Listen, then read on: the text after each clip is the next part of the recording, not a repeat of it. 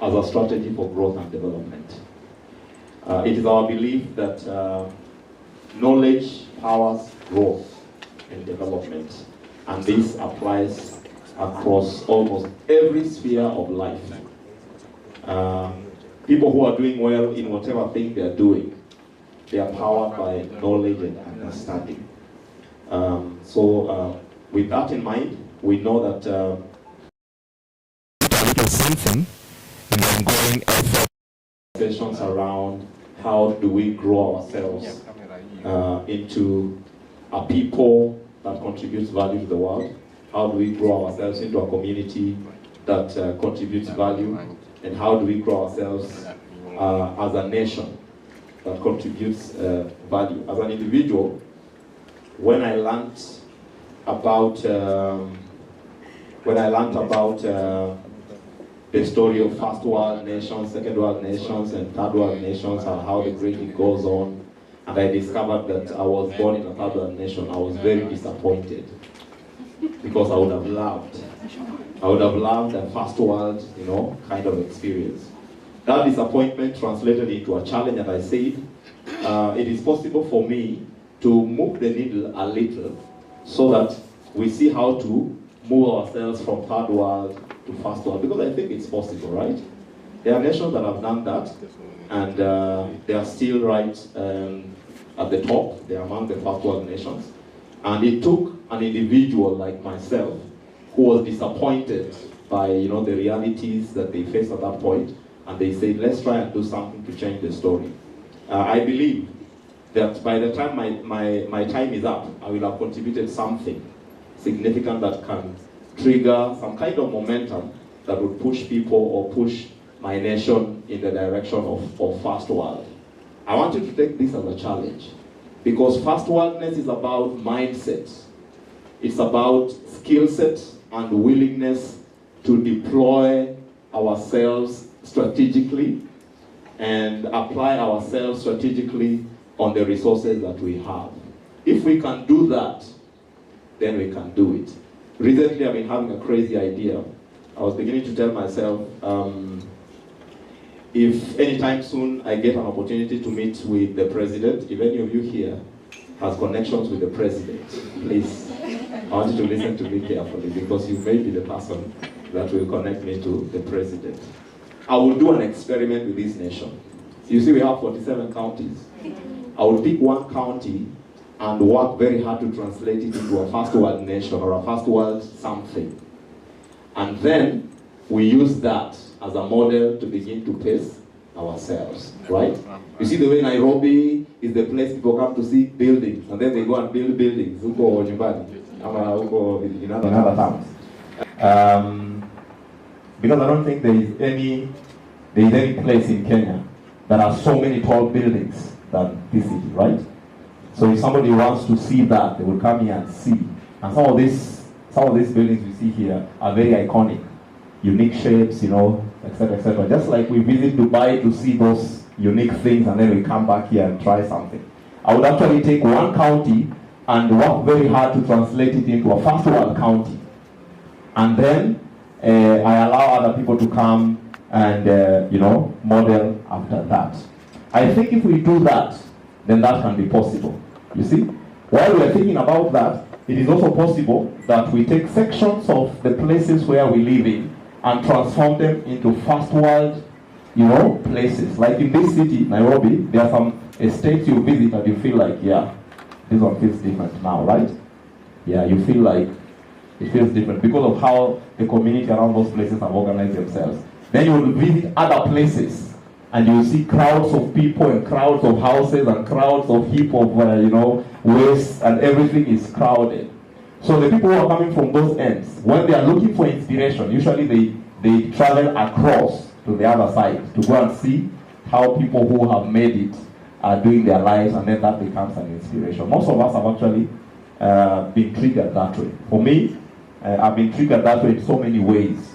When I wanted to become a very, very bright student in class, one of my teachers took me to another school where students are doing well. And we looked at the books they were reading, and the classrooms, and the chairs, and the tables, and then my teacher was telling me, you see, these things are just the same. And that provoked me, you see. But they had to show me somebody who looks like that so that I can believe and I can also become something like that. So the efforts we are putting through these projects is one of the ways that we are using to at least push the needle in the right direction. Since we began this project, we have had so many people who never imagined that they would write a book or become authors. These days, they are bragging around here. They are calling themselves published authors, thought leader. And some of them are even sitting here. You know, by the time you're done with this meeting, I want them to also go out and begin to call themselves that.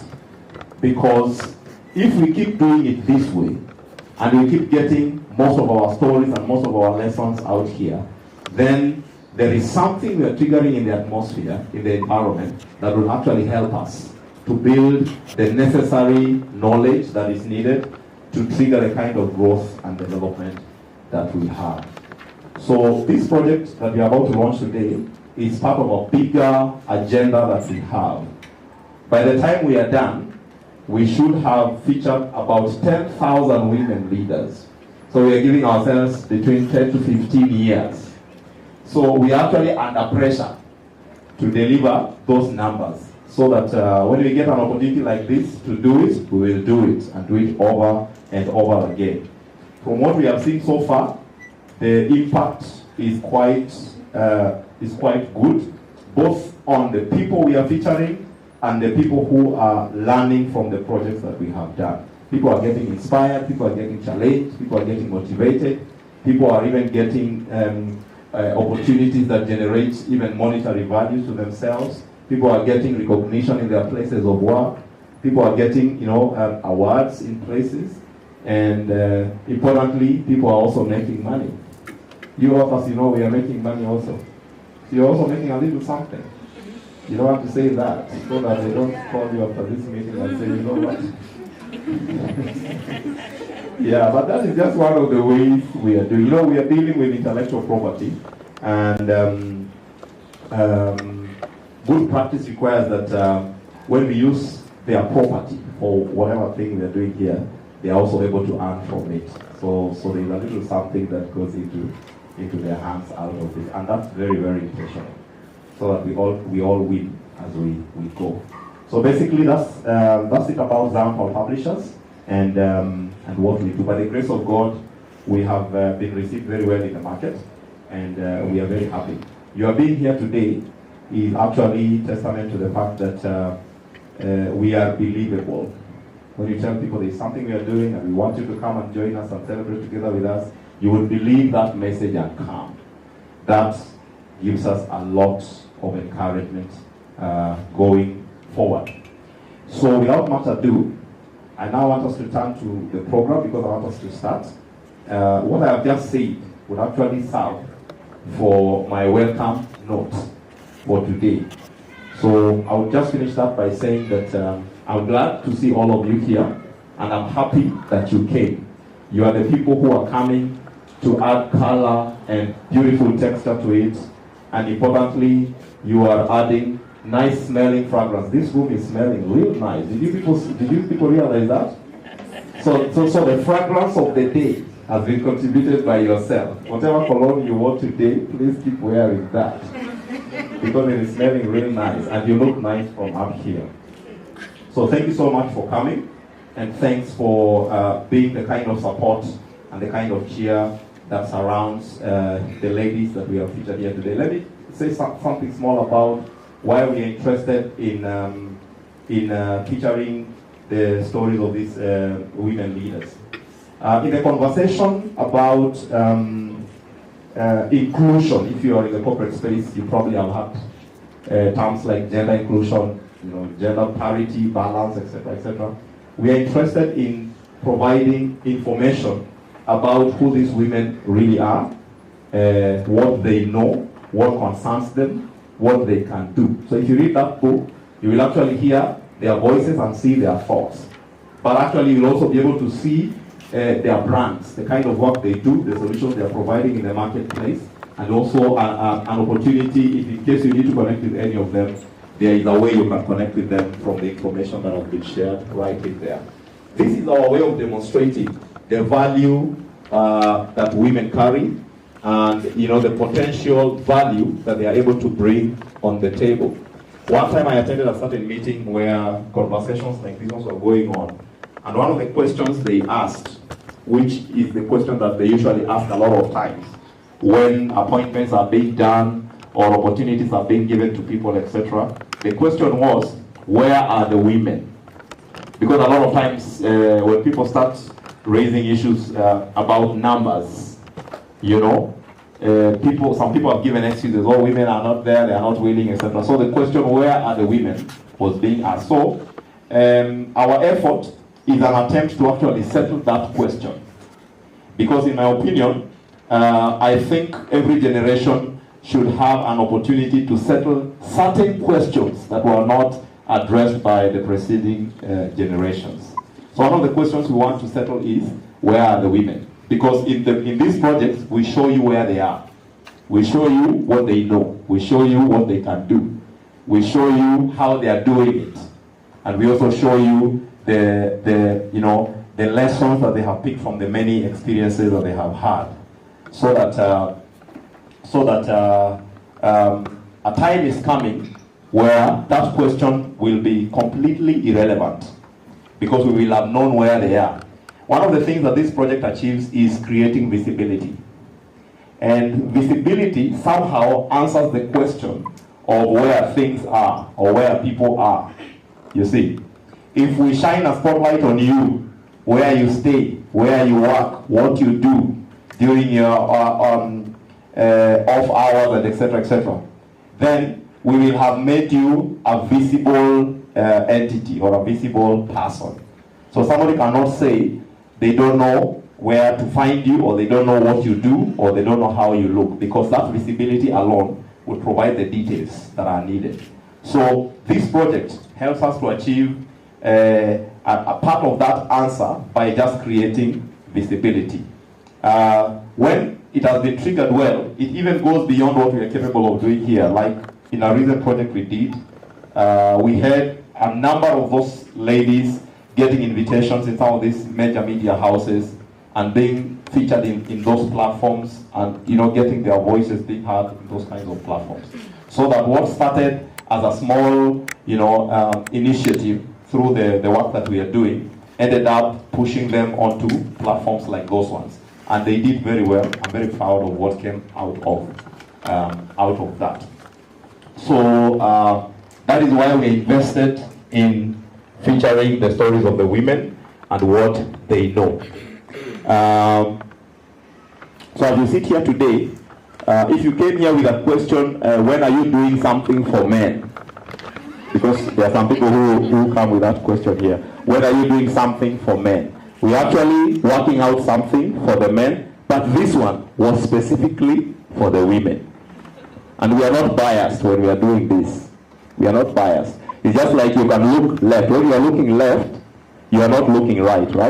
So the right side cannot say you are biased, because at the moment you are focusing on left. When you are done with left, you can now turn and look right. So for this one, in this instance, our focus was on the women and how they have been able to navigate fear and what we can learn from their experiences. The experiences in this book do not just apply to the female gender. Anybody can learn from them. Anybody can learn from this book, and anybody can grow from those lessons. So if you are here and you are wondering, how should I read this book as a man? You will just read it as somebody who is interested in picking useful lessons from it and then seeing how to apply that either in your own life or in the lives of the people that fall under your influence. So once again, thank you so much for accepting our invitation to come, and I'm hoping that being here today will be a good value for your time. I now want us to go to the second item in the program. Just allow me to see it here.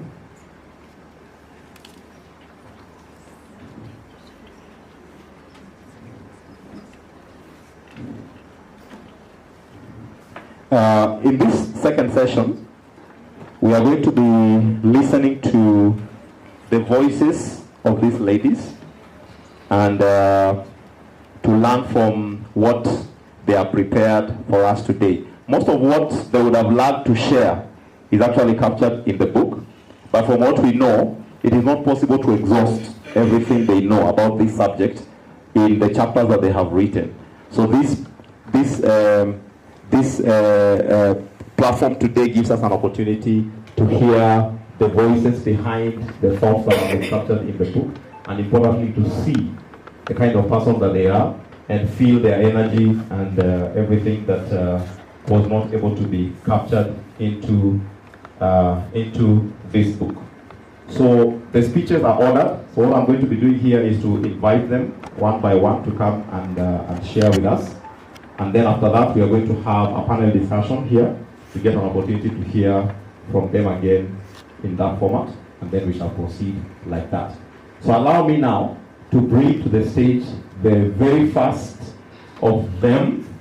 The very first of them. Her being first does not mean that that we had graded them to see. She's just the first one to jump onto the opportunity, and she said, "I'll do it afraid. I'll do it afraid." So she's going to be the first person to open for us the speeches, and we are about to receive Teresia Wambogo onto the stage. So you will allow me to read a brief intro, and then she will come up.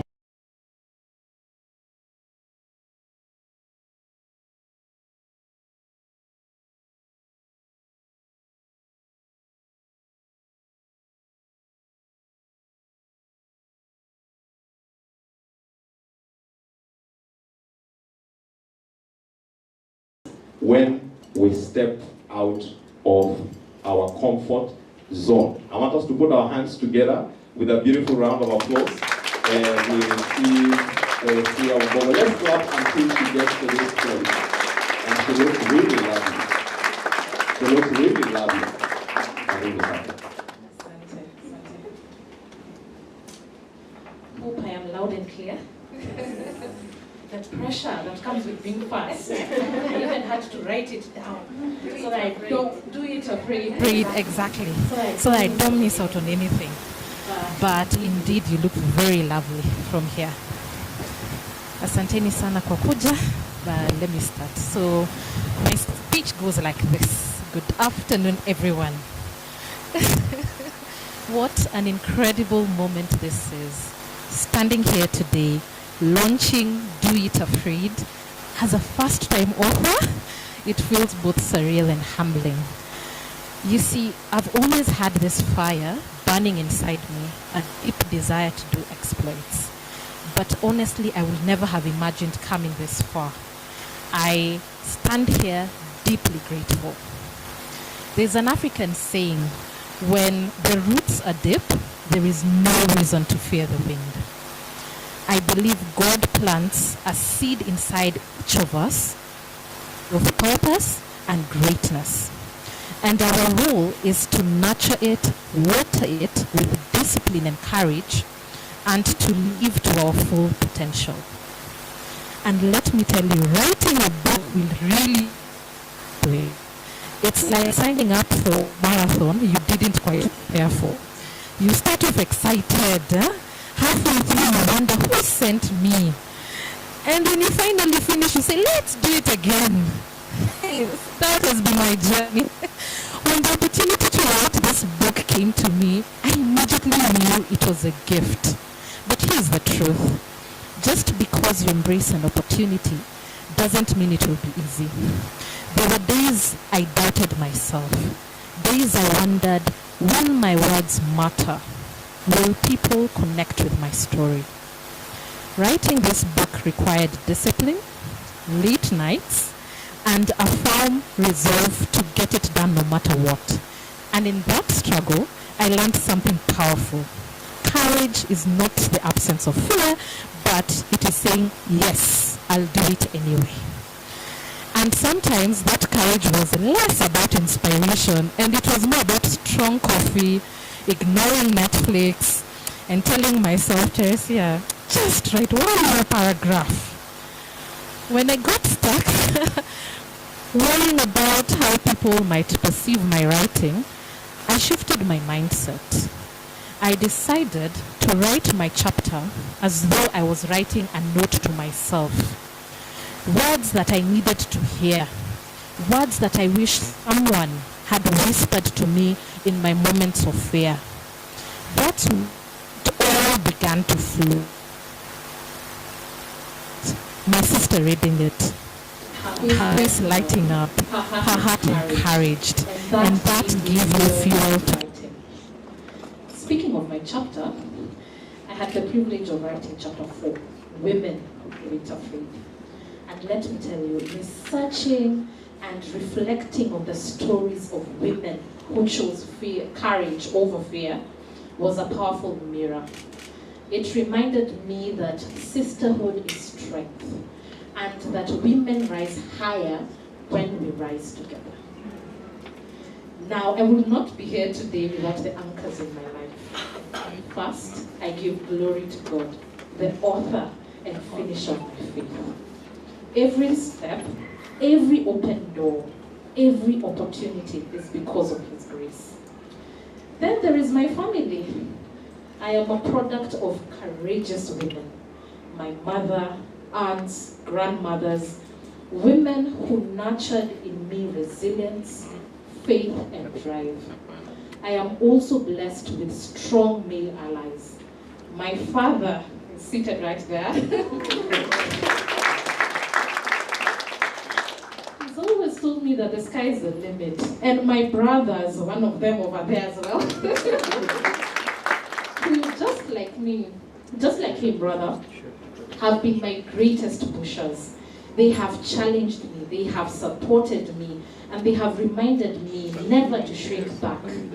They're the type who say, go for it, Teresia, or more accurately, jockey. And don't come back with excuses. And trust me, with brothers like mine, you don't come back empty-handed. It's just better that way. And then there is my sister, also sitting over here, the beautiful lady, my best friend, my confidant, my personal stylist, and one of my greatest encouragers. If there's anyone I deeply hope that this book inspires, it is her. Because the world is truly her oyster. And I want her to embrace it fully, courageously, and unapologetically. But beyond my siblings, I must again honor my parents. They gave it their all in raising me, investing in me, and planting seeds of discipline and faith that continue to bear fruit today. You know, sometimes parents carry dreams they may not fully realize, but their children get the privilege of actualizing them. This book, with my name on it, is just not my achievement, it is theirs too. It is one more way of saying, Mom and Dad, your sacrifices were not in vain. This book is more than just pages and ink, it is a legacy. A legacy for me, for my children, and their children's children, because this message will outlive us. To my extended family, friends, and mentors and colleagues, your encouragement, your prayers, and presence in my life have been priceless. And to the incredible co-authors of Do It Afraid, what an honor to walk this journey with such brilliant and courageous women. I have been amazed by the incredible journeys that my co-authors have walked. Each of you carries a story of strength, of resilience and determination that has inspired me deeply. I am truly honored to know you and to be associated with you in this project. What a gift to share these pages with such extraordinary women. Fear is costly. It steals dreams before they're even born. It delays progress. It keeps brilliant ideas locked away in notebooks. And it silences voices that could change the world. Fear paralysis has caused many people to sit on opportunities that may never come again. Promotions that are left unclaimed. businesses never started, relationships never pursued, and inventions never built. The truth is, the price of fear is not personal, it is generational. When we shrink back, we deny not only ourselves, but also those who are connected to our courage the chance to thrive. And that is why this conversation could not be more important than it is today. The future will belong to the bold, not the hesitant. In moments of crisis, in seasons of uncertainty, it is courage and not comfort that moves humanity forward. Fear will always whisper, lead. But history has shown us that those who dare to act, even when trembling, are the ones who shape the future. So this book is not just a collection of stories, it is a call to action. A reminder that courage is contagious, that when one person rises, others find the strength to rise too.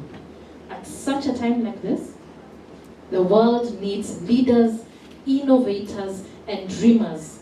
The greatest gift you can give yourself and the world is to move beyond fear paralysis and spirit freedom. So as I close, I want to leave you with this, that courage is not the absence of fear, it is choosing to move despite it. And fear may knock on your door, but you don't have to give it the keys to your house. So lean into faith, lean into community, and take the first step.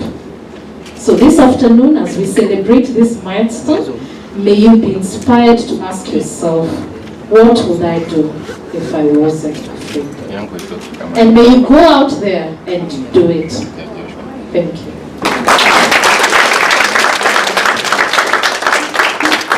Another round of applause. The greatest gift you can give yourself is to move beyond fear paralysis. She speaks like a loaded person. She is loaded. Thank you so much, Teresia Obogo. Thank you for planting. Yeah? Thank you so very much. The next speaker to come to the stage is the amazing Khadija Dori. A round of applause for her. Khadija is an education enthusiast, an aspiring scholar in the field of political science, and a passionate peace builder who seeks to empower young girls in Kenya with scholarship resources and mentorship to support their academic journeys. She holds a master's degree in peace and conflict studies and a bachelor's in political science from Marmara University in Turkey. She currently serves as a senior researcher at the Parliamentary Service Commission, having worked with various national and international organizations in peace-building efforts. I want us to put our hands together as we bring to the stage Khadija Dori. Let's clap for her until she comes up here.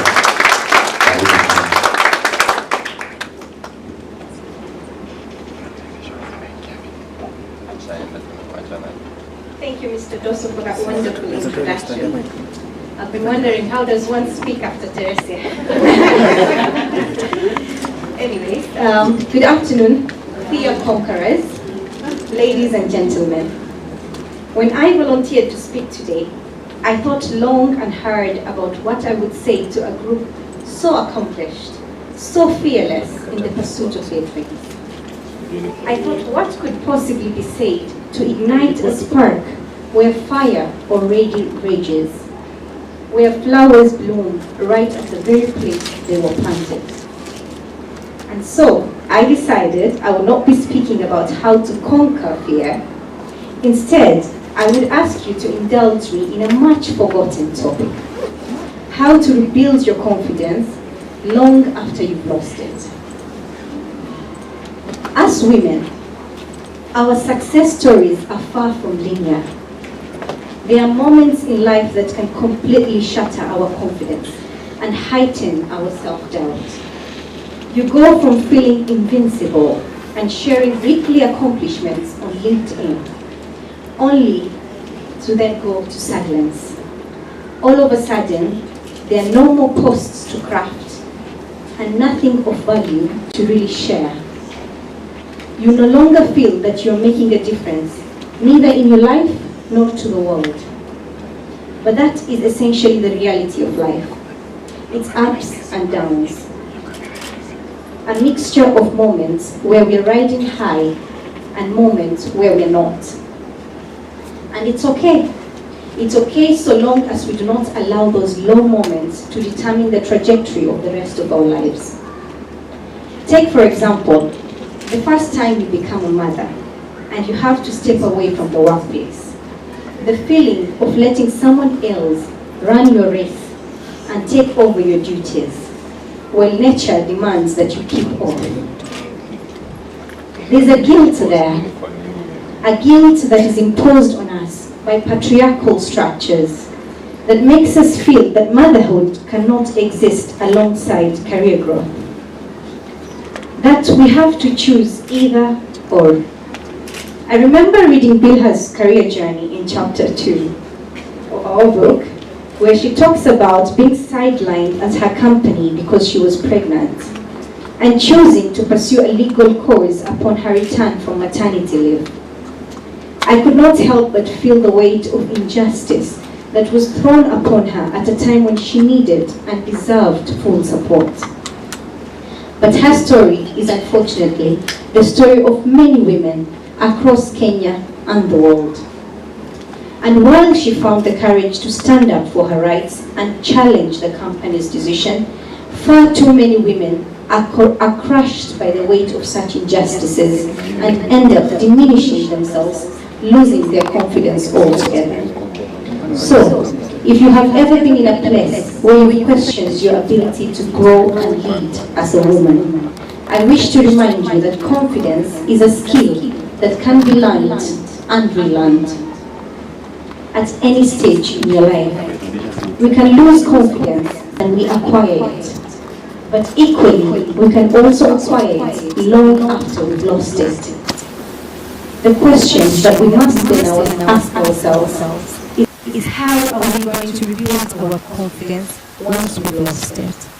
Dr. Anna Kane's model of self-confidence is critical here as it identifies 3 key components that are critical when we want to enhance our confidence. They include competence, which is number 1, authenticity, which is number 2, and the last one, connectedness. When you're at your lowest and you think there's nothing that can possibly change your circumstance, you must remember that while confidence is tied to your competence, you do not lose your competence when you lose your confidence. You do not lose your skill set when you lose your job. For example, if you've always known how to code, being laid off or taking time off work doesn't extinguish that ability. In other words, if you've mastered doing certain tasks very well, you will keep winning whenever you are ready.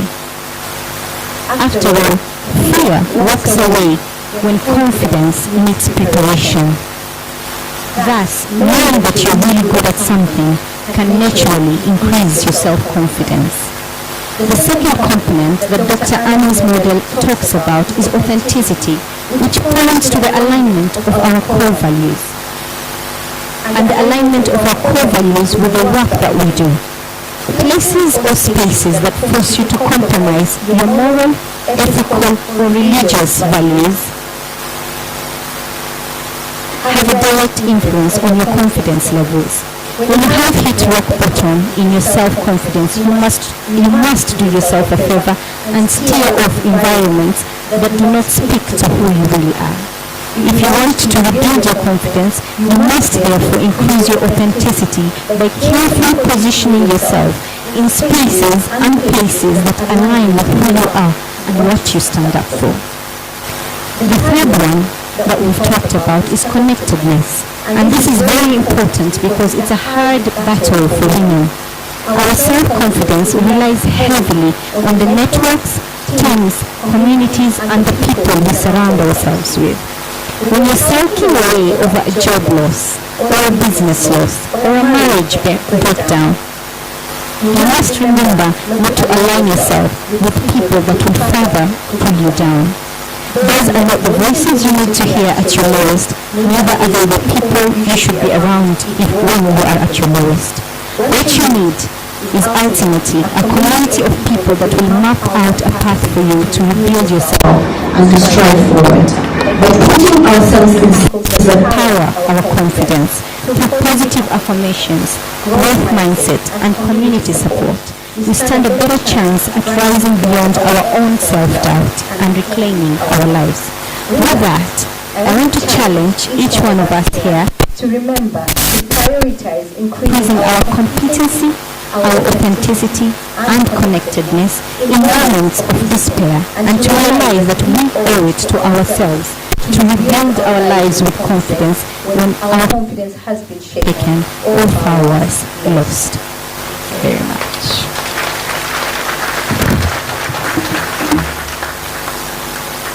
Thank you so much. Thank you so much.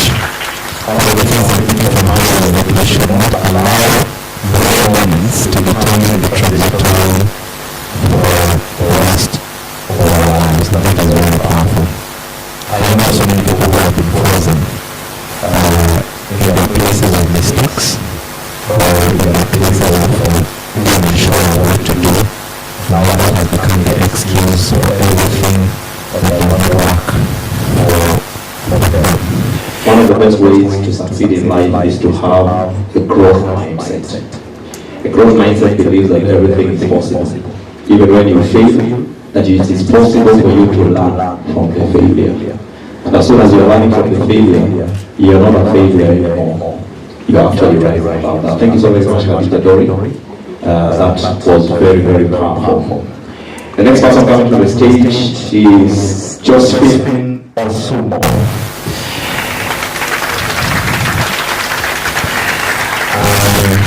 Thank you so much. So Josephine is a certified coach focusing on transition and leadership.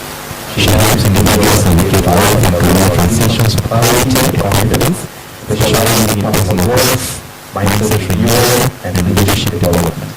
She empowers aspirants to move from confusion to purpose-driven action. She is also a wellness consultant, helping individuals close nutritional gaps to live healthy and vibrant lives. I want us to put our hands together as we receive Josephine Osumo. I want you to keep clapping until she arrives here.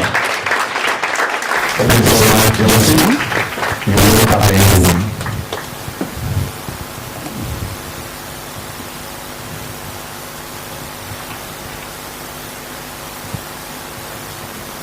Good afternoon.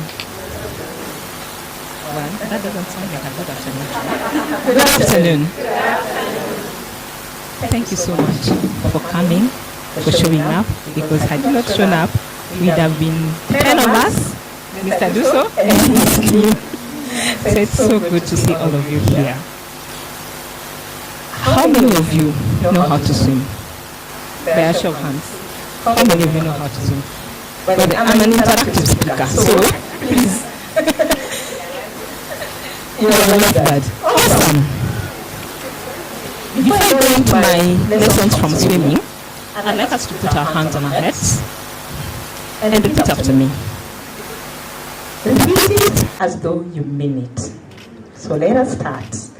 I carry the strength and wisdom to pursue every dream placed in my heart.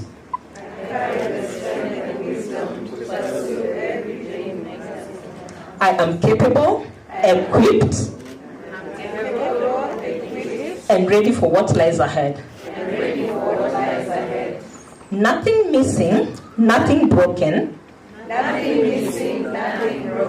I have all I need within me. I am deeply blessed, and that blessing flows through everything I do. I was created with purpose, and I walk boldly in it every day. Now that you repeated that, do you believe it? Yes. For those of you who might say, oh, well, where's the God version?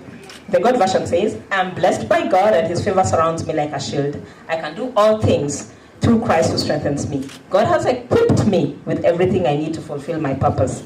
I am walking in divine alignment, nothing missing, nothing wasted. With God on my side, I am unstoppable. And let me tell you, all of you in this room have nothing missing, nothing wasted. One of the things I believe in is we are fully resourced to do everything that we were put on earth to do. All you need to do is ask your Creator. Now back to my lesson on swimming. I learned how to swim, I think, in 2012. Yet, I went to a high school where swimming was one of the lessons. I did not learn how to swim in high school. I learned how to swim during a women's retreat, being challenged by one of the ladies and being told, just when we are going for swimming, and whether you like it or not, you're coming. And I looked at her and thought, I did pack a swimming costume, but I don't know how to swim. We will teach you. And in 3 days, I had learned how to swim. That was in 20? I've not been in a swimming pool since. Wow. So that tells you something. But one of the things about doing things is having the belief that you can. And in the book of Joshua, chapter 3, verses 14 to 17, and it reads, I'm going to read this so that you can walk with me. So it was, when the people set out from their camp to cross over the Jordan, with the priests bearing the ark of the covenant before God, and as those who bore the ark came to the Jordan, and the feet of the priests who bore the ark dipped in the edge of the water, for the Jordan overflows all its banks during the whole time of harvest, that the waters which came down from upstream stood still. At what point did they stand still? At the point where the people did what? Put their feet in. That is the point at which the waters stood still. Stood still, and rose in a heap far away at Adam, the city that is beside Zaretan. So the waters went down into the sea of Arabah, the salt sea, failed, and were cut off. And the people crossed over, opposite Jericho. Then the priests who bore the ark of the covenant of the Lord stood firm on dry ground in the midst of the Jordan. And all Israel crossed over on dry ground until all the people had crossed completely over the Jordan. It had to take faith for these people to do what? To step so that the waters will? So that the waters will do what? Okay, somebody. So that the waters will do what? So had they waited for God to stop the waters and they are standing and not obeying, what would have happened? The Jordan would have continued flowing. It would have continued moving, right? And that is where now my lesson for swimming comes in. When you decide to do something, or when you have something to do, and you feel that you cannot do it, if you take nothing away from this, remember you need to swim. And in swimming, the S stands for step in. Step in. You have to make a decision. You cannot just say, oh, by the way, here Ningumu. Of course, Ningumu. Who told you anything in this world is easy? There's nothing easy. And if it is easy, my friend, go check if the devil is behind you. It's the only thing, he's the only one who has easy things. The rest of us, they are not easy. They work in faith. So just like getting into the water for the first time, for me, when I was learning how to swim, and I've never done it since, you have to step in. Then the W stands for willingness. You don't have to have it figured out. The Israelites did not have it figured out. They just knew, you know what? If we step, well, God has told us to step, so let us step. And if we die, we die. They didn't say that. But I am so sure somebody was thinking, this Joshua is madder than Moses. What is he telling us? But they had that willingness and they stepped. And in that willingness, you have to be vulnerable. You have to be willing to learn. One of my favorite quotes is by Alvin Toffler that says, the illiterate of the 21st century are not those who cannot read or write, but those who cannot learn and relearn. So you have to be willing. The I stands for intentionality. You have to be intentional about it. You cannot say yes, step in, be willing to learn, and then not move with intention. What are you doing? Why are you there? It's like putting water in the sufuria, saying that you're going to cook ugali, then you put the flour, and then you stand there and do for it to cook itself. My friend, let me tell you, as somebody who doesn't cook, it won't cook itself. It won't cook itself. You have to be intentional about using that mwiko and cooking it. Then the M stands for momentum. Keep moving. Keep going. Keep moving, keep going. Another of my favorite quotes is from John Maxwell. And he says, consistency compounds. It's a long quote, but I normally just put it as consistency compounds. So the more consistent you are with what it is you are doing, the more momentum that you're gaining, the better you're going to be at it. If any one of you was employed and asked, what experience do you have? What is the feeling that you have when you're right out of uni and you're asked your experience? How do you feel? How do you feel? How do you feel?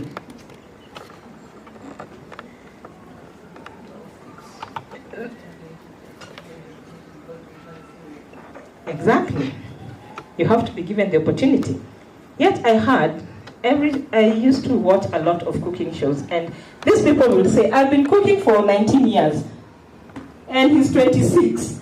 19 minus 26 gives you how many years? Because they've been cooking with their mother in the kitchen. They've owned that.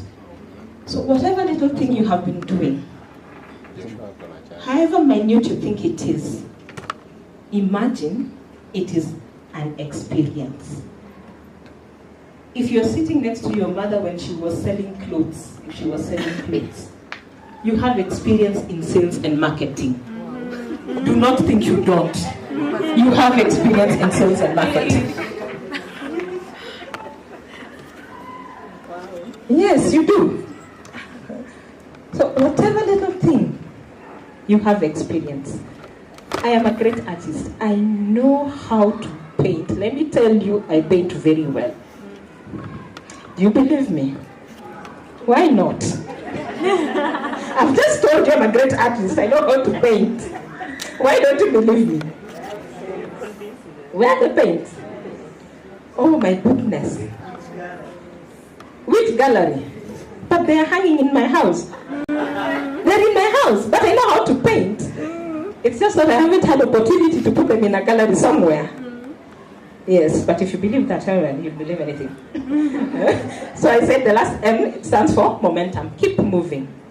Don't stop. And just wind up. And close with this quote from the book, something that I wrote.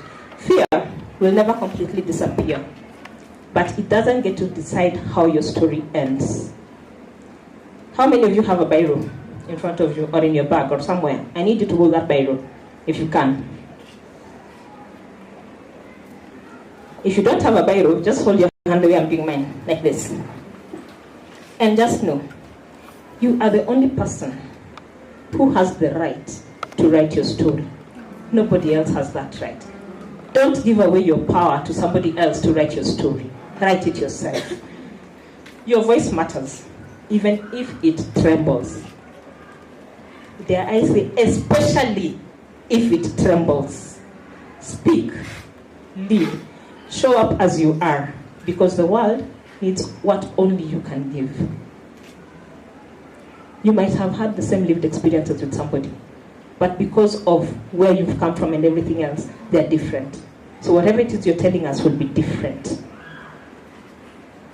Thank you so much for listening to me. You've been a captive audience. You let have moved anywhere. And back to you, Mr. Dudo. Wow, thank you so much, Josephine Osumbo. Let's give another round of applause. Thank you so very much. She says you are the only one who has the right to write your story. That's a quote by Josephine Osumbo. So if you're tweeting, you can tweet that. If you're posting, post it. And please give her the credit. because she's the one who has said it. I believe these people are wise. They have something useful the world should hear, and therefore we had to have them at least color our lives with these powerful lessons that they're sharing with us today. Thank you so very much, Josephine Osumo. That was lovely. You're actually a teacher. You're actually a teacher. I don't know whether you got that from sitting near teachers, but you sound like a teacher. That is very powerful, very clear. Your message is very clear, and the lessons are well received. The next person coming to the stage to bless us this afternoon is Vivian Ochie.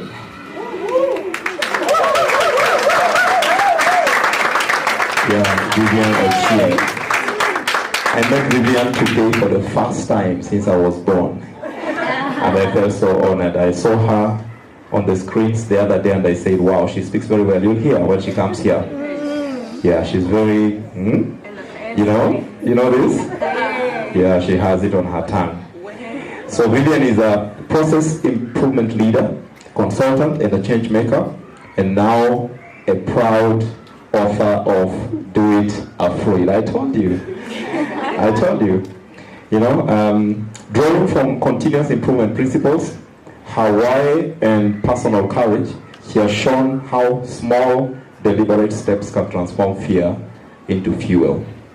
Through her over 12 years of leading food systems operations, she has impacted organizations and communities alike in meaningful ways. So I want us to put our hands together as we bring to the stage Vivian Ochie. Please, let's give her a round of applause. Give her a round of applause as she comes up here. I like the way you're doing it with a swag. Karibu sana. Thank you very much, Mr. Doso. Clearly my tribe is here. Yes. Very loud. So, when you're the last person to give a speech, you're like, okay, clearly all the nuggets have been given out. So what is left for me to say? So I will choose to say a story about Vivian. And I want to start with the first line that is on my chapter. When silence sounded like safety. And this line, as I wrote it, it defined almost 4 years of my life, where it was silent, it was calm, it was composed, it was admirable from outside. So this was a role that I was serving. And it looked very solid. It pushed me through the COVID period. And most of us who know how COVID shook us off. So for a role to push it through that period, clearly, that was a very solid role. But deep inside, when I reflected back inside, I was shrinking. It was quiet. It was a very bitter place to be in. And I remember one time just coming from a friend's place for a birthday party and just having conversations with her. We were together in class, the engineering class. But she was now in business development. And I was still at the back of the office. That's how we call it, the shop floor. And I was asking myself, is it just gratitude that I'm feeling? Or, those questions are coming to mind. And I'm like, no, this is not the kind of humility that I want in my life. And so that night, or that evening, as I reflected on this, I was like, no, something has to change. And that is when the decision came. A decision to make small, bold steps into changing my story. And so when Mr. Doso was introducing me, he said, I'm in the food system space. So basically what I do, I transform chaotic systems into ones that are a bit scalable, ones that are dependable, and the teams there are also capable of carrying it along. And so in my 12 years, I think I would want to pick two things that I'm super proud of. The most recent one, in my recent role, where we were producing food, in terms of units, about 500,000 units a day. When I got in, it was a bit chaotic. And one thing that I'm super proud of, when I joined the team, we were able to improve the capacity of the kitchens, and improving these capacities by about 28% with the same resources. So ultimately we had a reduction in the cost. And for an operation setup where the unit cost is 30 shillings and you're able to save 2 shillings for 500,000 units a day, that is a huge, huge saving. And that is something that I was super proud of, and I'm very proud of even as I speak right now. And it did not start at that point. Where it started was when I was still in my silent and quiet role. And someone approaches me and tells me, "You do trainings for us. Why don't you try and do this training for this lady who has a restaurant? She's trying to bid for a contract with a multinational." At that point, I was not even a lead auditor yet. I would train them as an internal trainer because that's my job. So I almost said no because I felt like, what am I going to even tell them? I'm used to this kind of operations here. But then I decided to say yes. And I decided to do it. And that very opportunity, going there, having conversations with this team, relying on people that had done this before at that time, it led to one of the most, it birthed my process, it birthed my journey. Because having done this consulting job with them, they were able to get the offer with the multinational. And it felt like it was a win for me as much as it was for them. And the reason why I took this consulting job, honestly, to begin with, was to get money, because I needed to do a lead auditor's course. And I wasn't going to get that money from my salary. So taking up this particular role, doing the consulting, I was able to get that money and now enroll for this course. And now getting to do the course, it opened up. So there was a spiral of compounding activities that kept on happening. So I did the course. I was doing more audits. I was going out there. And now it exposed me. It opened me up. It put me at a platform where I was now interacting with people at a continental level. And that, the reason why I'm even talking about this is because it started from a very small place, and now it compounded and grew into something so big, so wonderful, and now the confidence slowly started joining in. And those are some of the things that make me super proud. Then there came one point where I was actually elected to serve at an executive position in my church. And that one outright I said no. I wasn't going to do it. Josephine was here and she outright gave out a verse from the Bible of head. I can't do that. I'm not able to do that. And so many other co-authors, when we are speaking, a verse drops in there, a verse drops out there. I cannot do that. And I remember telling my sister, Emily, and my friend Justus here, I can't do this. But now the power of community came in. And they told me, go on, do it, right? Plus a little bit of threats, you know, the story of Jonah. There was a little bit of threats that came in that as well. The story of Jonah, and now you know, right now we have no wells. What could be swallowing you for 3 days? You know, you don't want to imagine that. But I took up the role, right? I took up the role as an executive member in my church. And what I learned, or what I got to pick from this role, I got in there, of course, very shaky, because I felt like I was not the person for this particular role. But then I remember very well, as I started it, and now I look at the transformation that has happened. It is huge. In the church setup, you get to talk to everyone and every person. You have to start entertaining small talk. That was not my cup of tea. You have to smile often. And yeah, you have to be receptive, because in the church, everyone assumes, you know, uko too sour. And they're coming to you with everything, just about anything. And so this kind of built some sort of a whole outlook for me.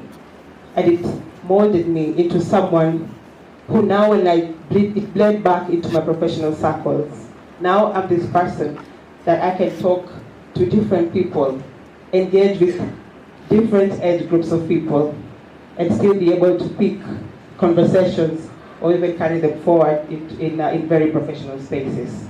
So that, at that point, it felt like a huge challenge for me, but it became a transformation. So why am I saying or telling you my story?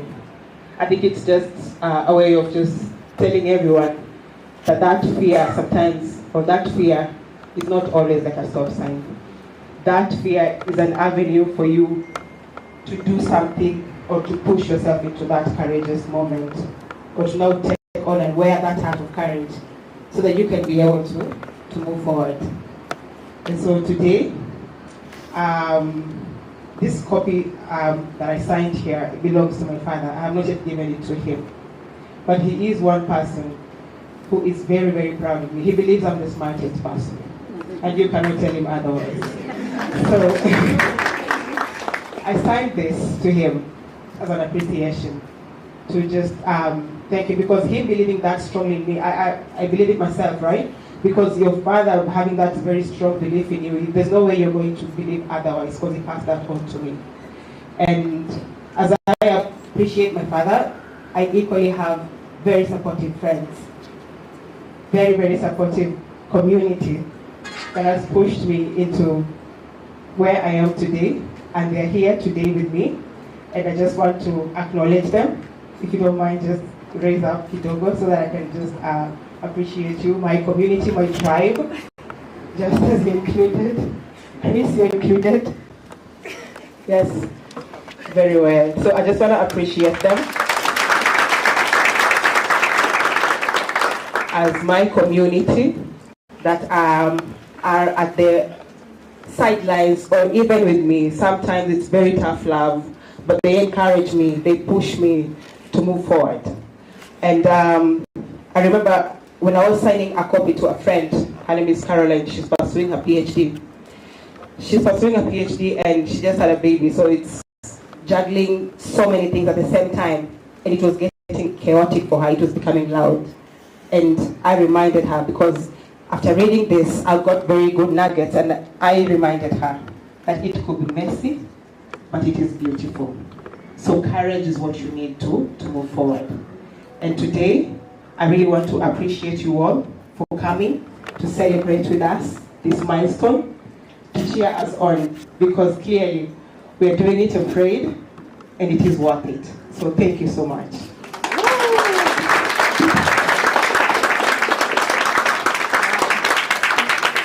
Thank you so much, Vivian. Very powerful lessons indeed. Yeah, I have just been writing some notes here. I don't know if there's anybody else in the house who's writing notes. If you are not, you had better start writing notes. Because I do not know if we will ever be able to reconstruct this day or do something else like this. But, powerful lessons here. Let me just share with you two of what I'll pick from what she says. Did you hear that she speaks very well?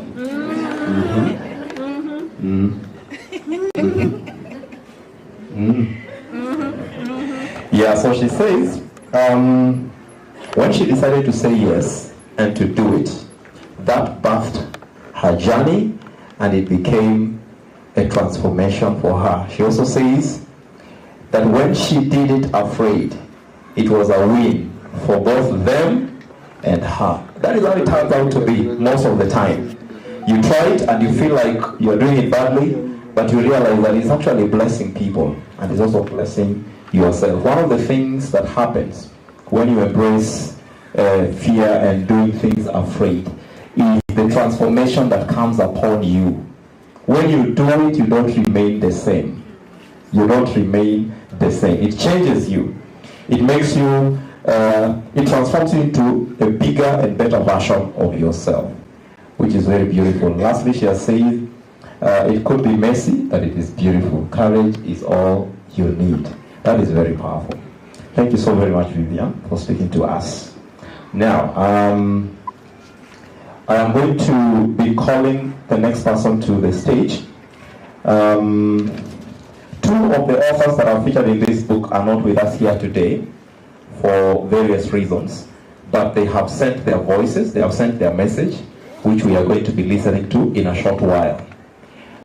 Before we do that, I will call one more person who is here with us, so that I give the media people an opportunity to prepare the clips, so that as soon as this is done, we shall be calling on those ones to play, so we can also be able to listen to those clips from the authors that were not able to be here with us today. So the person I'm about to call to the stage will come here to share her reflections about how the journey has been and what she has experienced so far, including being part of this project. I'm going to call to the stage Agnes Ochieng. Yeah. So Agnes is a finance and operations executive with over 18 years of experience strengthening financial resilience and governance in mission-driven organizations across Africa. Beyond numbers and systems, she is passionate about people, mentoring young professionals, and championing growth. A transformational leader at heart, she has supported organizations during the delicate shifts strategy and mission. Strategy, mission, upscaling operations, and restoring credibility and accountability, and believes that courage is the greatest investment one can ever make. I want us to put our hands together as we bring to the stage Agnes. Come on, keep clapping until she climbs up here. That will be sound.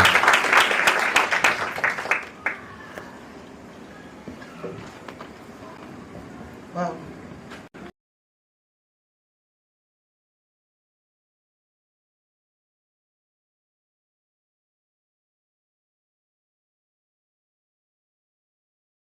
How I felt.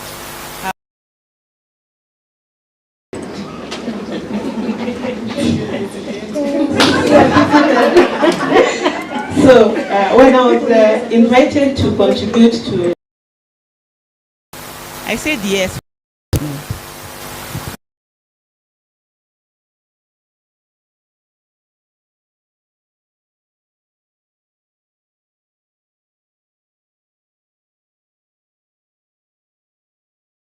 Is my journey even worth sharing? And I concluded it is not. And so I invited my friend Victoria Wanjiku, because I see her writing on social media. So I said, I'm not good enough. I'm not ready to write. So I told my friend Victoria to take over and write instead of me. And she wrote her story, and 2 days later she told me, Agnes, I've submitted. How far are you along? And I wondered, you were supposed to be my replacement. And she told me, no, you can't throw me there and leave, so you have to write. And so I had no choice but to tell my story. Still, the doubts were there. The fear of being vulnerable, because I was going to share my life story. So it lingered. So stage, I passed the first test. The first test was writers afraid. So I go to writing. So my chapter is the first chapter in the book, and it's titled Brave Anyway, A Journey into Fear, Growth and Leadership. So writing my chapter was like holding up a mirror to my younger self. I had to revisit moments I thought I'd left behind long ago. Like when I was 18 years old. My story begins with when I was 18 years old, and I happened to be in the city, and I found myself having to start life at 18. So that moment where I was lying awake in bed, just after getting my first clerical job, and staring at the ceiling, paralyzed, and asking myself, what if I fail? What if I ran out of money? What if I had to crawl back to the family that I was living? Ashamed. Now, putting those memories into words was not easy. but reliving them reminded me something so important, that fear was there, even huge, but still I chose growth because I chose the job. So writing that part gave me a chance to clearly see that choice again.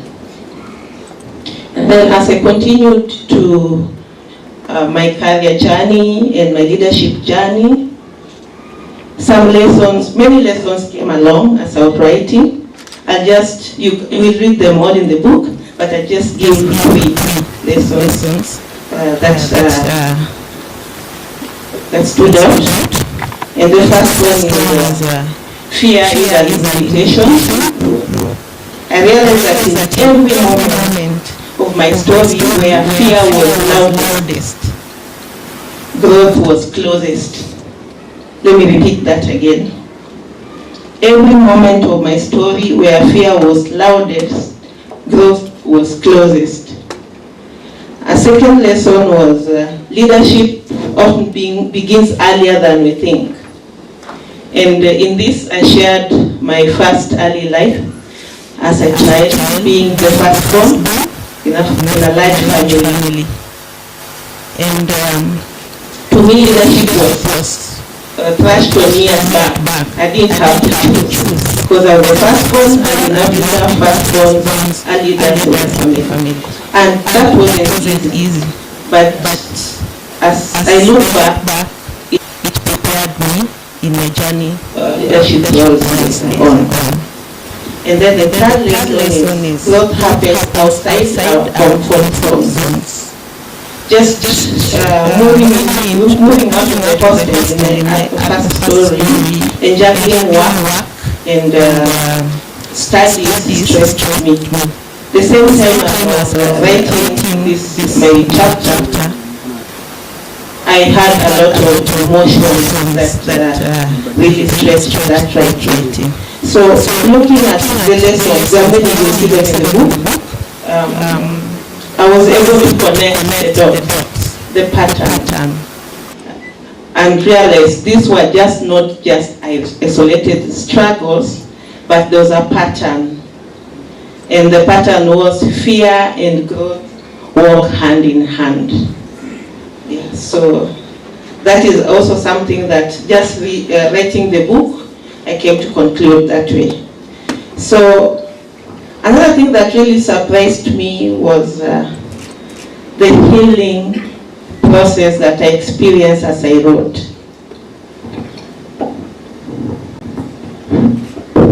Okay. Writing was a transformation, the healing that I experienced as I was writing. In fact, I thought I was writing for readers. Every draft, every sentence that felt too raw became its own do-it-afraid moment. I hadn't just told my story, I had relived the message all over again. So I will just give a quote for my chapter. There's a part where I say, fear is not about eliminating it, but embracing it as the journey and forging ahead regardless. That became true even when I was writing this chapter. In fact, I came to find that fear is like Wi-Fi. It's always present.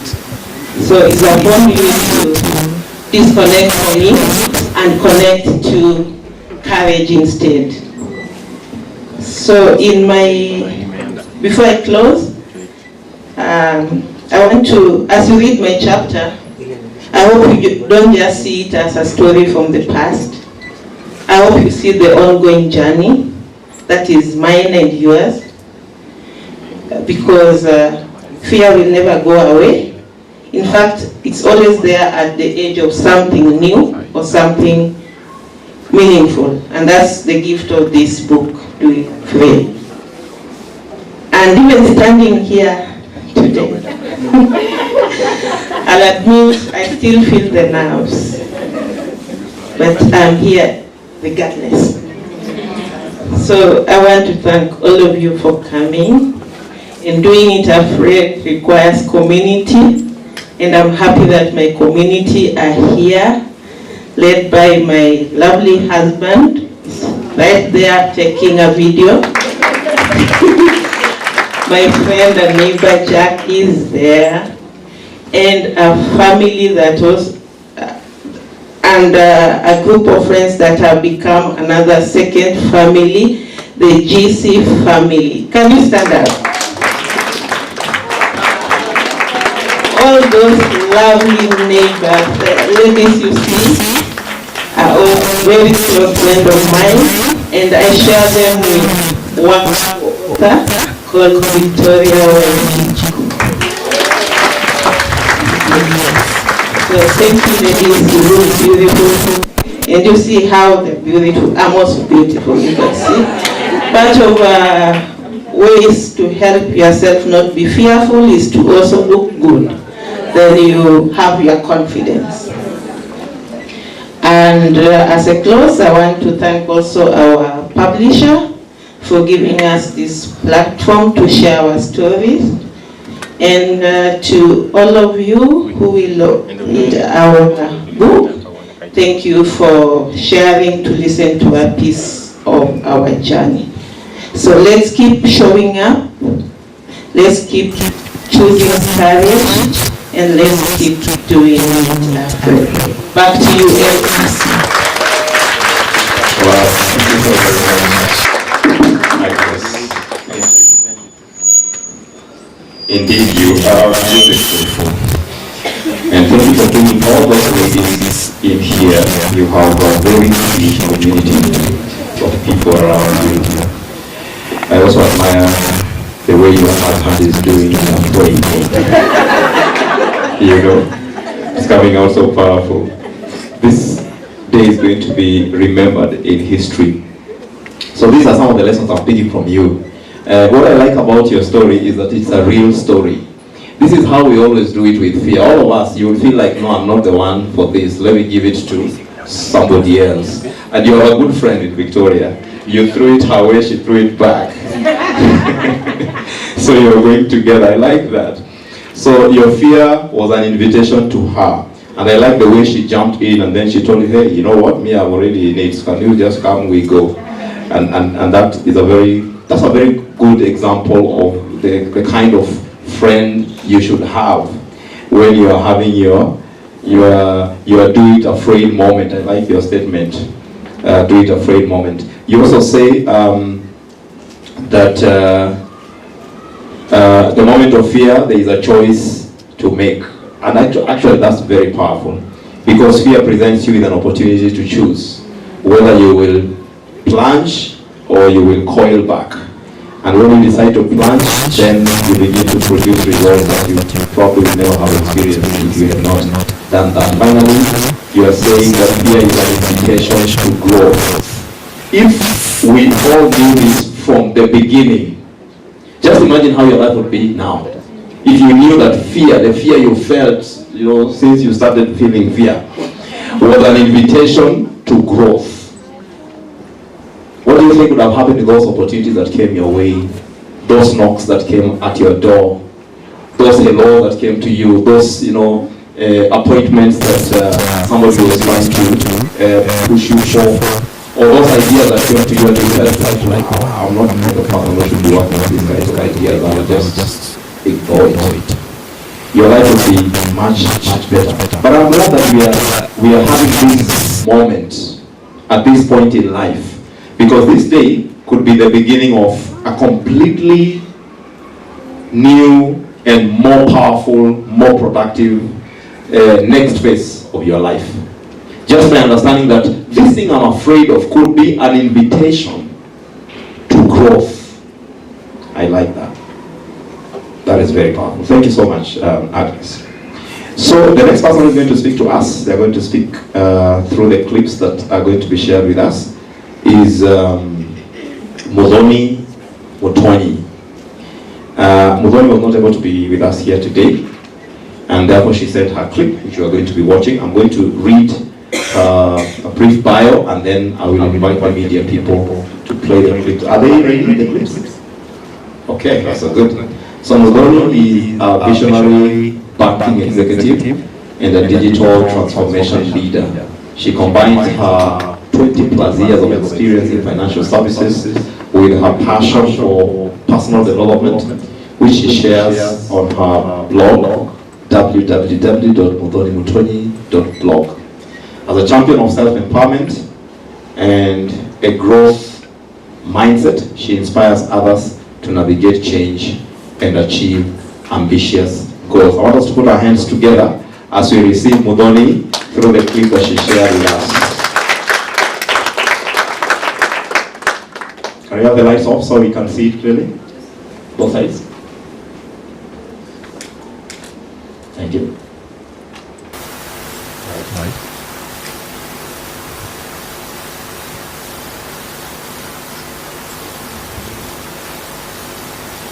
Ready, sound.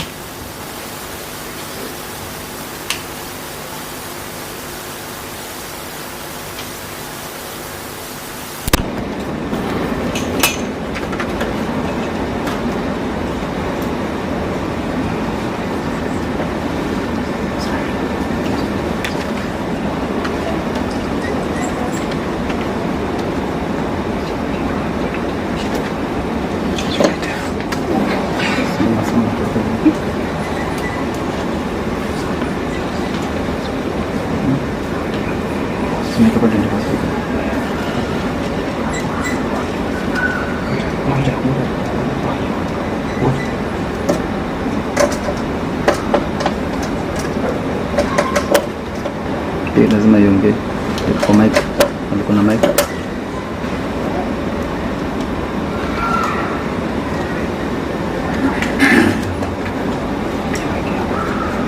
Eka hapa.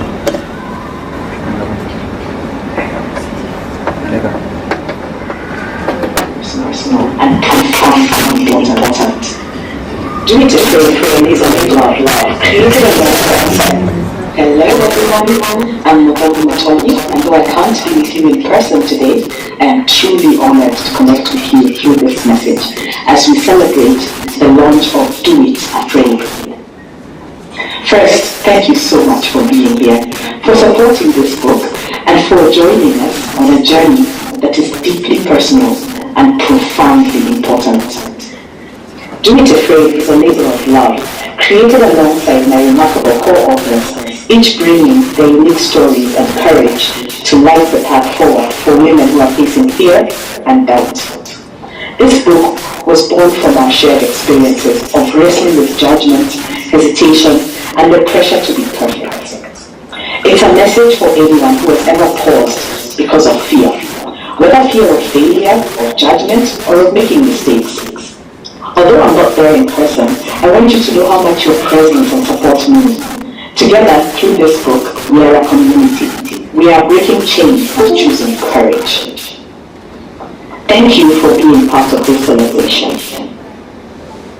Now, let's explore what Do It Afraid really means. At its core, Do It Afraid is about choosing action despite fear, especially the fear of judgment that so many of us carry. This fear often begins in our families, where our worth can be tied to conditional approval based on achievement, behavior, or appearance. Growing up, constant comparisons or critical voices can make us hyper-aware of how others perceive us, shaping a fear of making mistakes or falling short. This fear of judgment doesn't just stay in our minds, it influences the decisions that we make, sometimes keeping us stuck, hesitant to pursue the dreams that we want, worried about how we will be seen or measured by others. In my chapter, I share the story of Sarah, a woman who stood at a crossroads, paralyzed by the fear of what people might think if she stepped outside their expectations. She hesitated at the moment she could have said yes to her dream. But when she finally decided to move forward, despite her fear, everything changed. Her story reminds us that courage is not the absence of fear, it's moving forward in spite of it. That is the message we hold tightly in Do It Afraid, that fear will always be present, but it need not define or limit us. I want to share a bit of my own journey with fear and judgment because, like so many of you, I have faced moments where fear tried to hold me back. For a long time, I hesitated to fully pursue my goals, not because I lacked passion or ability, but because of the fear of how others might judge me. I worried about making mistakes, about not meeting expectations, and about the stories people might tell. This fear created an invisible barrier, one that made me question my worth and my readiness. But through reflection, and importantly, through taking small steps, despite the fear, I began to understand that courage grows in action. I learned that waiting for fear to completely disappear before moving forward only keeps us trapped in hesitation. It is in those vulnerable moments when our hearts are pounding that true growth happens. Working alongside my co-authors on Do It Afraid was transformative. Each woman brought her own unique experiences, struggles, and wisdom to the table. And together, we created a space of trust and empowerment that helps me see my fears in a new light, not as a weakness, but as a part of a shared human experience. This collaboration deepened my belief that no one has to face fear alone, and that collective strength can turn vulnerability into power. Do It Afraid offers readers several important lessons drawn from our collective experiences as women navigating fear, judgment, and societal expectations. One of the foundational truths that we explored is how our families shape our sensitivity to judgment. Often love and approval are tied to achievement, behavior, or appearance, creating a visible chains that link our self-worth to external validation. These early lessons, combined with societal pressures that enforce narrow ideals, can trap us in cycles of self-doubt and comparison. However, the book emphasizes the transformative power of self-forgiveness, the permission to be imperfect, to make mistakes, and to grow beyond the limitations of judgment. This is key to breaking free. Throughout the chapters, readers will find practical tools and empowering insights designed to help identify these chains and dismantle them. Our message is clear. Empowerment comes not from waiting to be fearless, but from taking courageous steps despite fear, reclaiming your worth, and living boldly on your terms. Do It Afraid invites each of us to break these chains, embrace our authentic selves, and move forward with purposeful courage. As we come to the end of my recording, I want each of you to take a moment to reflect on your own fears. What chains are holding you back? What judgments, whether they're from others or from within, are keeping you stuck? Do It Afraid is an invitation to embrace courage, not as the absence of fear, but as the decision to move forward despite it. I encourage you to take bold steps towards your dreams, even with your heart racing and doubts whisper. Remember, courage is not a solo journey. The power of community and shared stories and support can uplift and sustain us. Together, as readers and as a community, we can break these chains and create a path of fearless living. Before I end, I want to wholeheartedly thank Zion Pearl Publishers. It has been a privilege to create Do It Afraid together.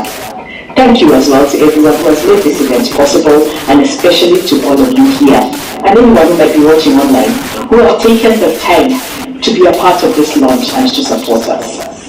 If you haven't yet, I encourage you to explore the book, connect with the story, and join this community of bold, brave women doing it afraid every day. Together, let's continue to break chains, lift each other up, and to embrace the fearless potential that is within us all. Thank you.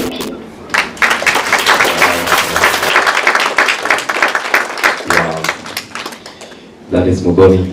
I like the way she speaks. She speaks very well. A number of lessons I'm picking from her. You can turn on the lights. I guess my complexion would not allow. When the lights come back, you will see I look nice with the lights on. So this is what she says. Courage is the decision to move forward in spite of fear. Wow. Wow, that is powerful. Another powerful nugget I've collected from her is collective strength can turn vulnerability into power. That is very powerful.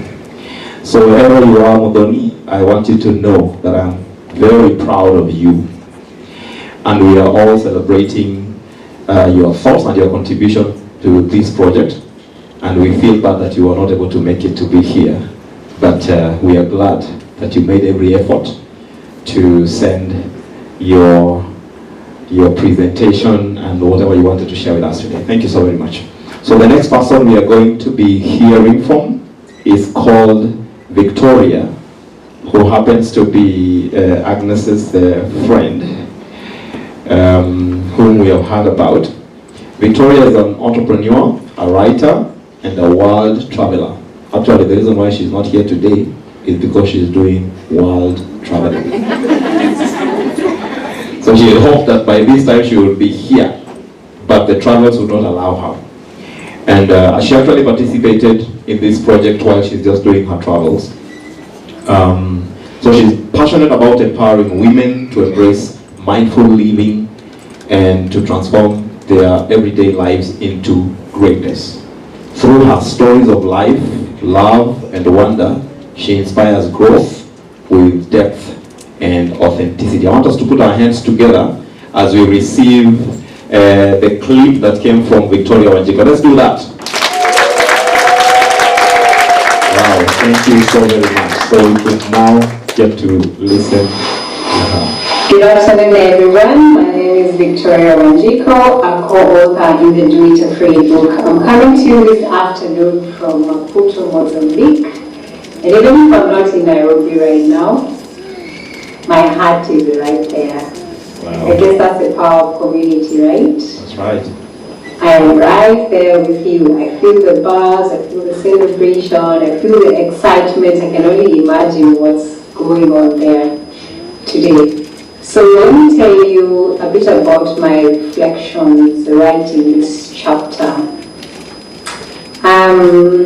I felt I did not match up to it, but my friend Aggie ambushed me. And that was after the deadline. That's what happens when your friends who believe in you more than you believe in yourself do. They sneak you through the back door of destiny. At first I thought we were just brainstorming ideas. Then she said, why don't you just submit a chapter? And just like that, my ordinary day turned into destiny.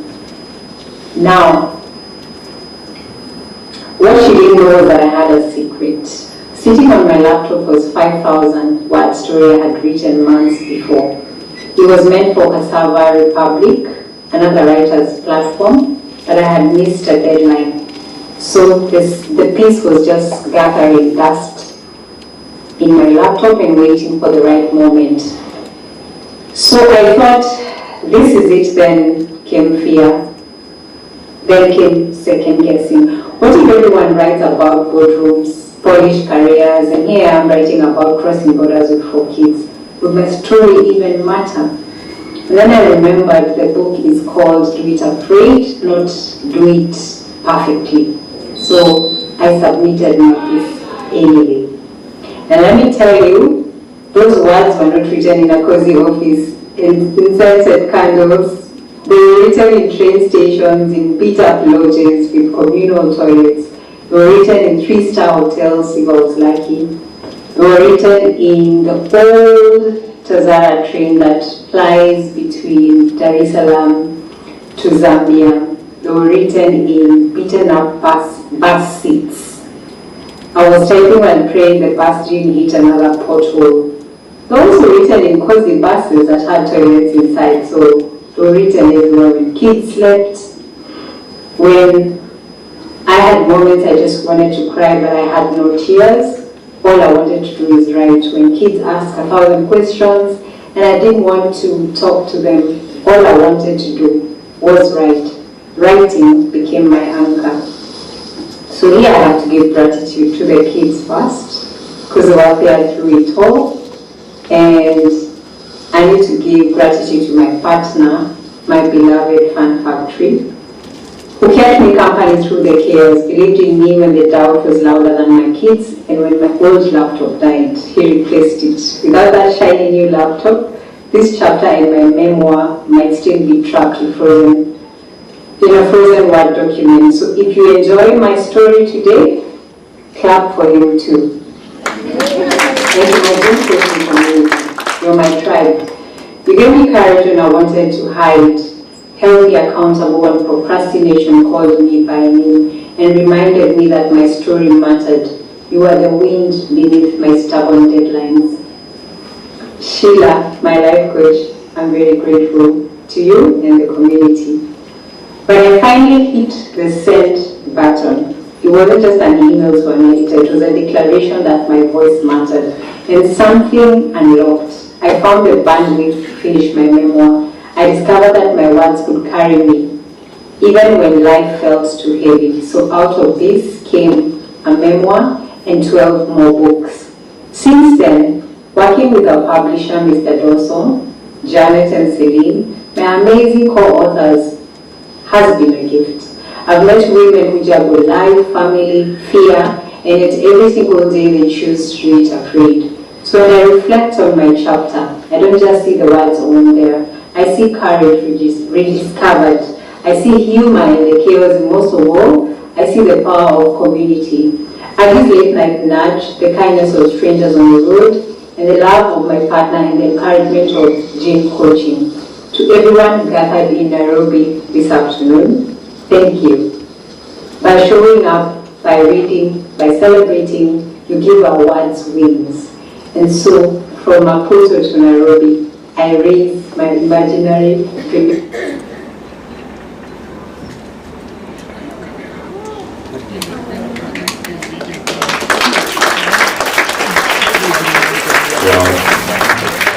Thank you so much, Victoria. Unfortunately, the clip ended prematurely, but we have heard what she has said. And I'm just going to echo what she just said while finishing up what she was saying, that you're showing up here today will give their words wings.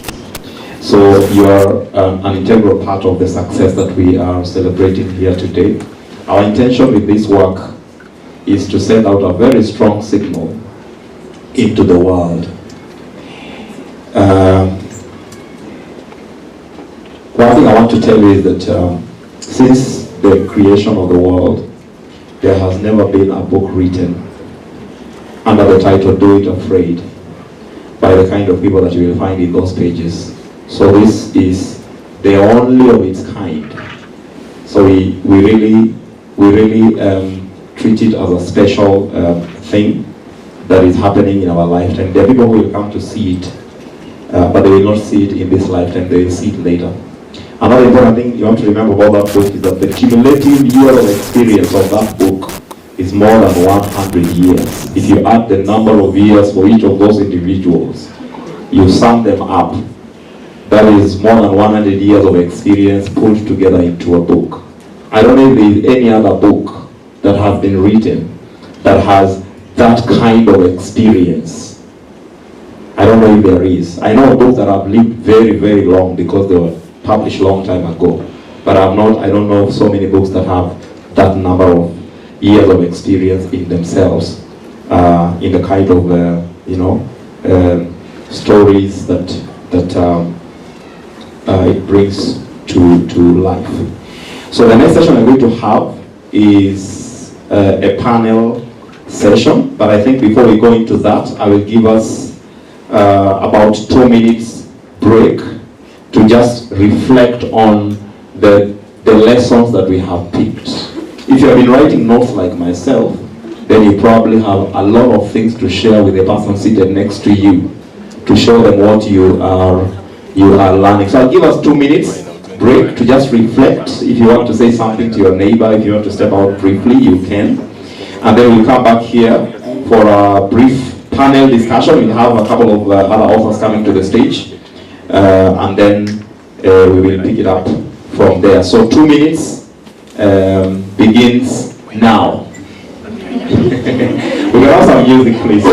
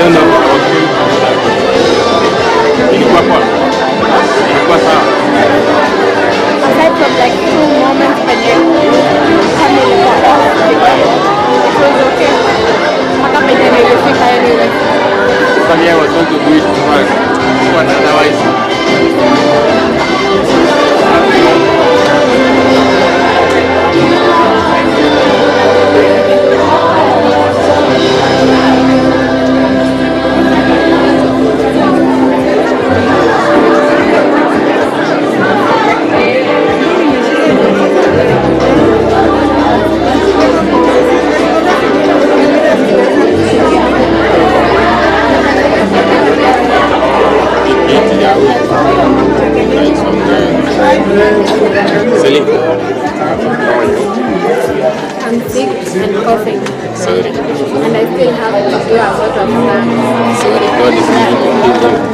God is going to heal me. Do hivi. This person mwenye ameketi hapa, request akae pale because nataka anazuia huyu mwenye amekaa hapa. Request akae pale ile side. Sawa. Because naona anazuia huyu.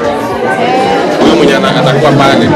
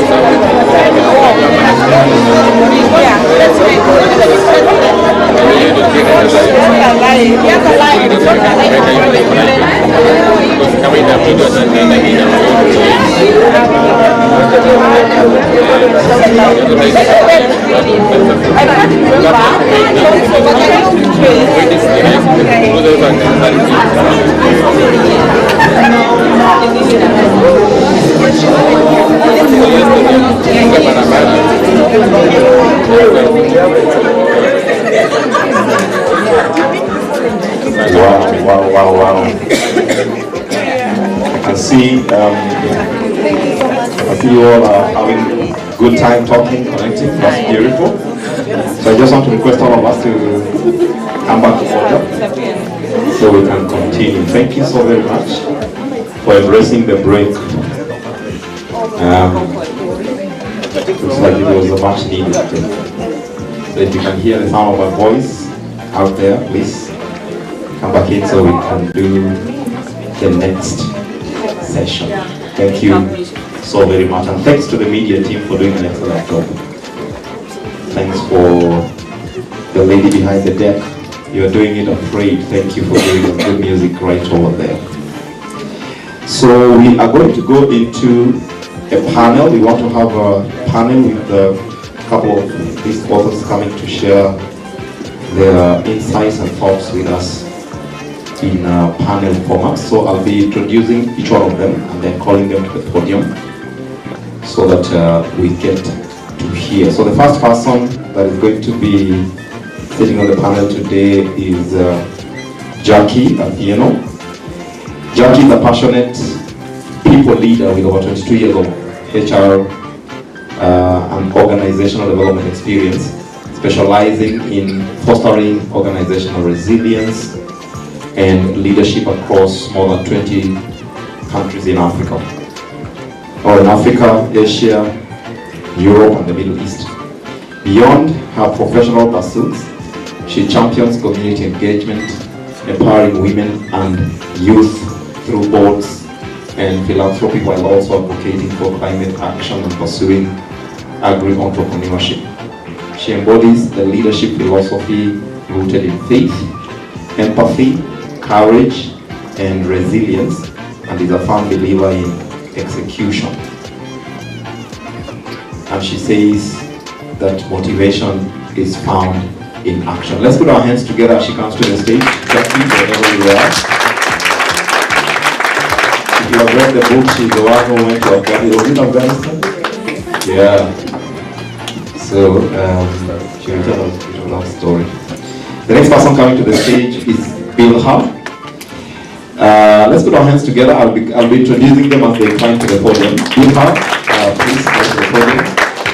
Bilha Moridi is commercial lead for value-added services in HFC Bank's Innovation and Digital Transformation team, and the author of the book we are launching here today. She's also a passionate storyteller. With her, with her journey spanning from her start at Cheki Kenya to leading NCBA Bank's Kaduk Automotive Auction and Financing Platform, and then steering regional expansion as country manager at AutoCheck Kenya. She brings a wealth of innovation and narrative-driven vision to her every endeavor. That is Bilha for you. The next person we are calling to the stage is Naomi and Kimani. Naomi and Kimani is a finance and administration professional with over 10 years of experience in financial systems and organizational strategy. She is the founder of Epic Thrive 360 and an inspiring coach, passionate about empowering women to thrive with clarity, confidence, and cash.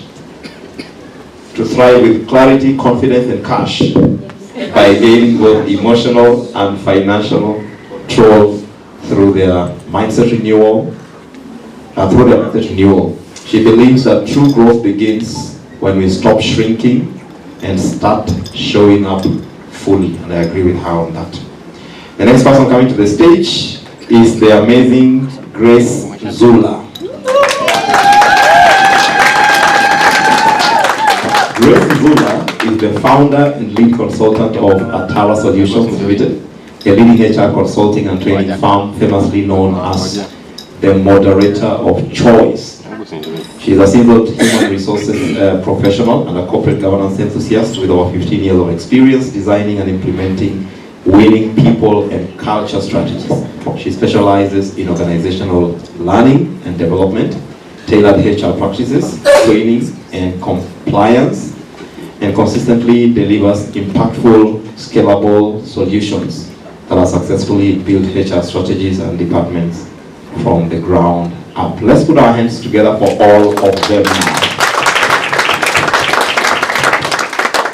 now. Now, the person who is going to moderate that session is a speaker that has already been to the stage. So I just want us to put our hands together for Vivian Ochieng as she tries to moderate the discussion for us. Have a good time, Vivian.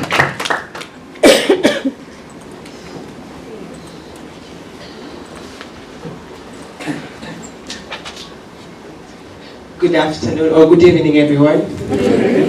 Thank you very much for holding on with us up to this very moment. And we've had very beautiful stories from amazing women that were here. And now in this next session with this bespoke, I think I would have to use the word bespoke because I was telling Grace, I saw someone comment on her LinkedIn and she said bespoke author. And I have to use the word bespoke when I refer to these amazing ladies up here. And now we are going to have a panel session where we will not just talk about their chapters, but we will equally even have opportunities as our guests to ask them questions, and they will gladly respond to that. So I wouldn't want to take much time. I would want us to go straight to it. And because you have already been introduced, I don't think we are going to repeat the round of introductions. I would want to go straight to it, and I would want to start with Jackie, because now you're farthest from me. Jackie, your story is one of faith meeting resilience. You're talking about movement from Nairobi, your home, to first to South Sudan, and then to Afghanistan. Most of us can barely accept offers outside Nairobi. But I know, right? But you're here moving not to just abroad. This is not the typical abroad we look up to when someone is talking about relocating, right? We want to relocate to the US, the UK, and not to Afghanistan. So when I look at your story and that chapter, I would want to understand what kept you alive in those moments where fear and stigma could have very easily silenced you. Thank you. Let me just reiterate that Afghanistan is abroad.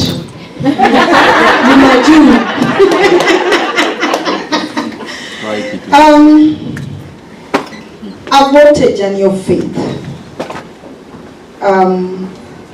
So even before going to Afghanistan and even going before to South Sudan, I breathed in faith. When I got the offer to go to Afghanistan, I was still in South Sudan. And I told one of my sisters that I've got an offer to to Afghanistan. She told me, you can't be serious. From South Sudan to Afghanistan, do you love yourself?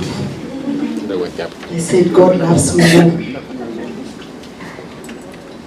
It took me a bit of time to make a decision that yes, I'll go to Afghanistan. And during that time, what kept me alive, what ignited my fire was prayer. When God sends you on a rocky path, He provides strong shoes. God gave me the grace. And after 3 weeks, just around Christmas, I said, I'm coming.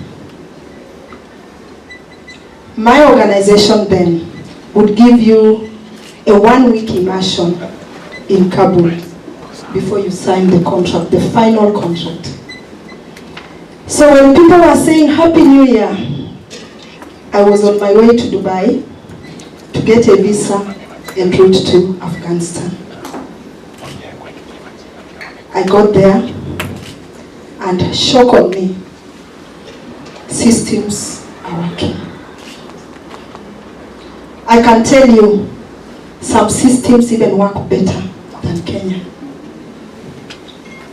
In a country that had been in a war for years, my organization had been in Afghanistan for over 40 years, right from the time of the Russian invasion. And when I went into the office, it was a 10-acre setup with trees and flowers. You know, the Asians really love flowers. I was totally sold out. That time I had dreadlocks. And you know, it was cold, it was winter. But when I went to the bathroom, I adjusted my veil because I had to align with the culture. And in the process, there was a lady that came and she asked me, how can your family allow you to be here? I said, it's the passion. So in a nutshell, what kept me alive is prayer and passion. I've worked for 22 years, and out of the 22 years, 18 have been in the humanitarian sector. So it's in my blood. I would say, hata ukikata hivi baba, humanitarian work is in my blood, and that keeps me going. Above that, actually, is prayer. Because if there's anything that I did in Afghanistan was to pray. You work for 6 hours, You have 18 hours to do all the other things. Why can't you pray for 2 hours? Thank you. Wow. That is really, really powerful. Clearly, it is not a passive faith, it is a story of an active faith. And that is really admirable. And you know, you were kind of taken out. So it was a moment of invisibility from your family somehow. But amidst it, you are still able to go through it, be resilient through it, and now look at it from a very, very different perspective. That is really, really applaudable. And so now when we talk about the invisibility, for you it was more or less like a physical sort of invisibility. But now when I come to you, Naomi, your invisibility was different. Yours is that one where you bring it upon yourself, where you, for lack of a better word, right? You choose to be invisible. You just want to exist and all that.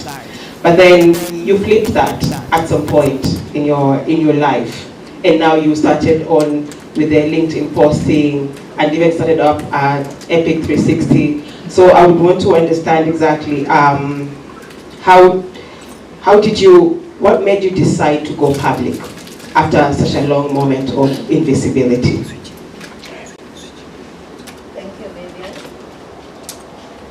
Thank you for that, Vivian.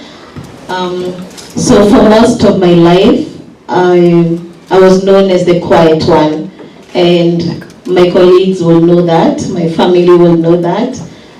And being silent for me was due to fear. Fear of being judged, fear of making mistakes, fear of not knowing exactly what to do. So it really made me keep quiet, and it made me just be in the sidelines. And then it used to make me so resentful, like feeling like all these people out here, they are able to voice out their needs, they're able to say exactly what they need, and they're given what they want. But for me, in my shrinking, it made me keep quiet and was not able to speak up. But I had to go through coaching. Coaching was one of the things that really helped me to reclaim my voice. It helped me fight back a lot of limiting beliefs that I was going through. And through that, I was able to actually learn that I am so much more than the fear that was making me silent. And after that, I also got a chance to start posting on LinkedIn. You had to post consecutively for 75 days. And when my colleagues and my boss, they were there, and when they saw me posting daily, they were like, wow, okay, you're becoming too bold.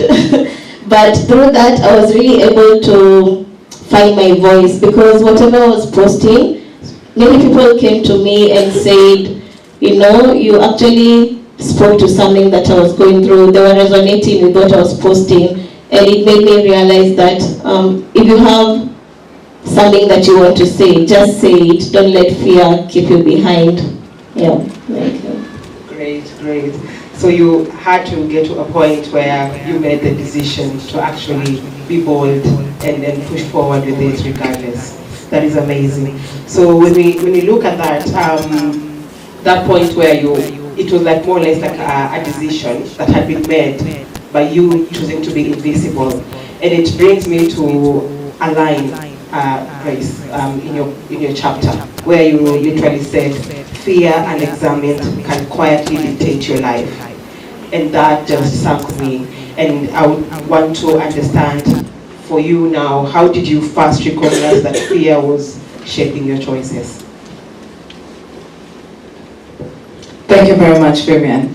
That's a very interesting question. When did I first realize that fear was shaping my choices?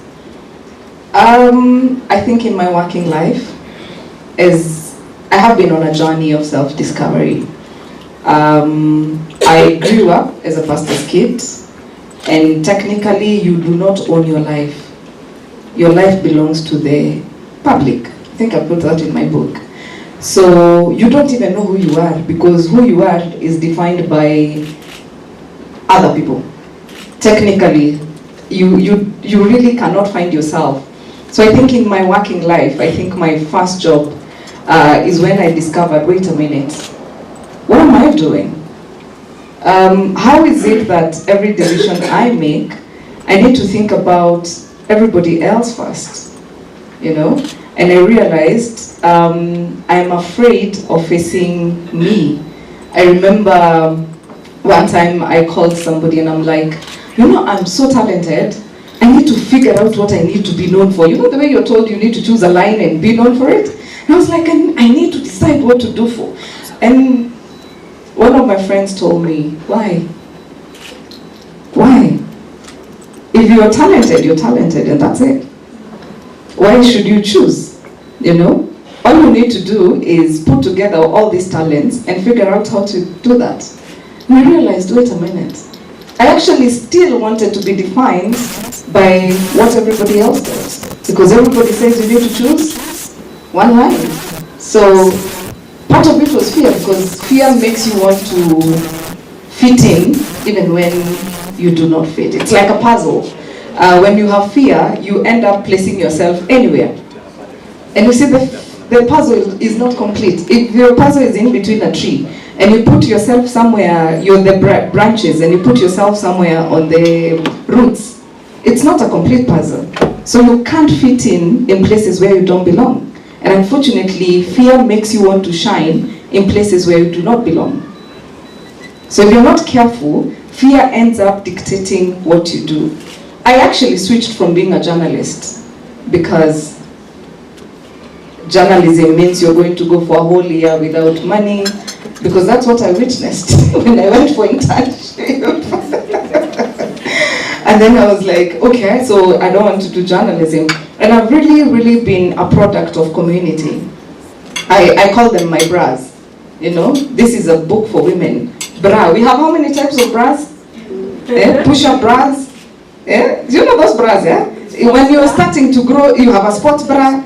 You have a bra that you wear when you just start growing. Boob tops. A trainer bra, you know. And I call my people my bras because I cannot be who I am without the support, you know. And you cannot be, there is no woman in this room who does not own a bra. And I can tell you it's not one type.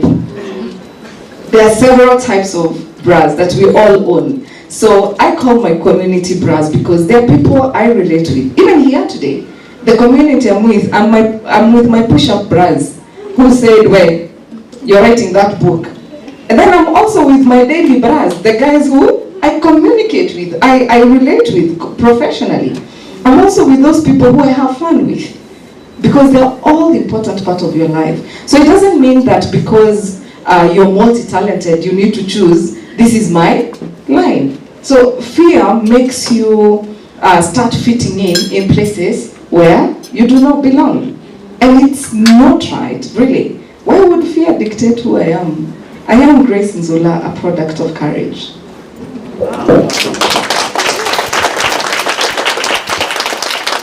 Wow. You know, you were talking and then when you got to the bra bit,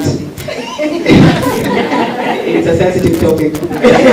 My sister looked at me because that's a sensitive topic. I wouldn't want to talk much about it. I will be digressing. But yeah, that's a nice way to look at it, Grace. And being someone who's a coach. And I remember coming in and we were just talking, it was banter, and you mentioned about we have so many mentors, but very few coaches. I don't know if you would just want to like draw that line for us before I move to Bilhar. All right, yeah. People confuse coaching and mentorship. And let me put in there therapy or psychotherapy, psychosocial support. When you talk about mentors, just because I have walked the journey you have been to does not make me a good coach, okay? A mentor is somebody who has been through the journey that you want to go through. A coach does not necessarily have to have gone through the journey. A coach unleashes your potential. A coach brings out the best in you. And a coach tells you the hard stuff. You know, sometimes a mentor will be there and be like, yo, don't go through that route. But a coach will be like, why do you want to go through that route? Okay? A coach, a mentor will tell you, don't go through that route because I have been burnt before. But a mentor will ask you, why do you think it is important for you to go through that route? You get the difference. So the coach supports you through questions, through unpacking your being stuck, so to speak, through questions and through having difficult conversations and things that you really don't want to address. You know, sometimes you go through coaching. I've several coaches actually, and sometimes you are afraid of even that coaching session because you're like, I don't want to face that part of me. You know, it's a part that it's too raw. But then a mentor will encourage you, will inspire you through the journey of what they have been through. And then a psychotherapist will help you with the emotions part of it. So if you're lucky enough to get a coach who is also a mentor and who is also a therapist, you have won.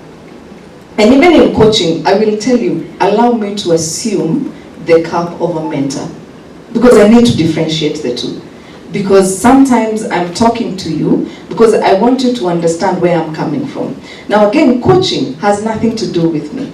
In fact, it is bad coaching manners if you start talking about you as a coach during a coaching session, because it's not about you. Coaching is about the other person. So you really don't start saying, you know, for me, when I was doing a hair, and you're like, yo, I came for coaching, you know? So that is the difference. So a mentor, and we really need to be very careful. There are people who've gone for coaching sessions from their mentors. And you know, and a mentor who just calls themselves coach have not gone for certification. By the way, I believe that if you're calling yourself a coach, do the work, put in the work, sacrifice that money that needs to be paid. It's very expensive to become a coach.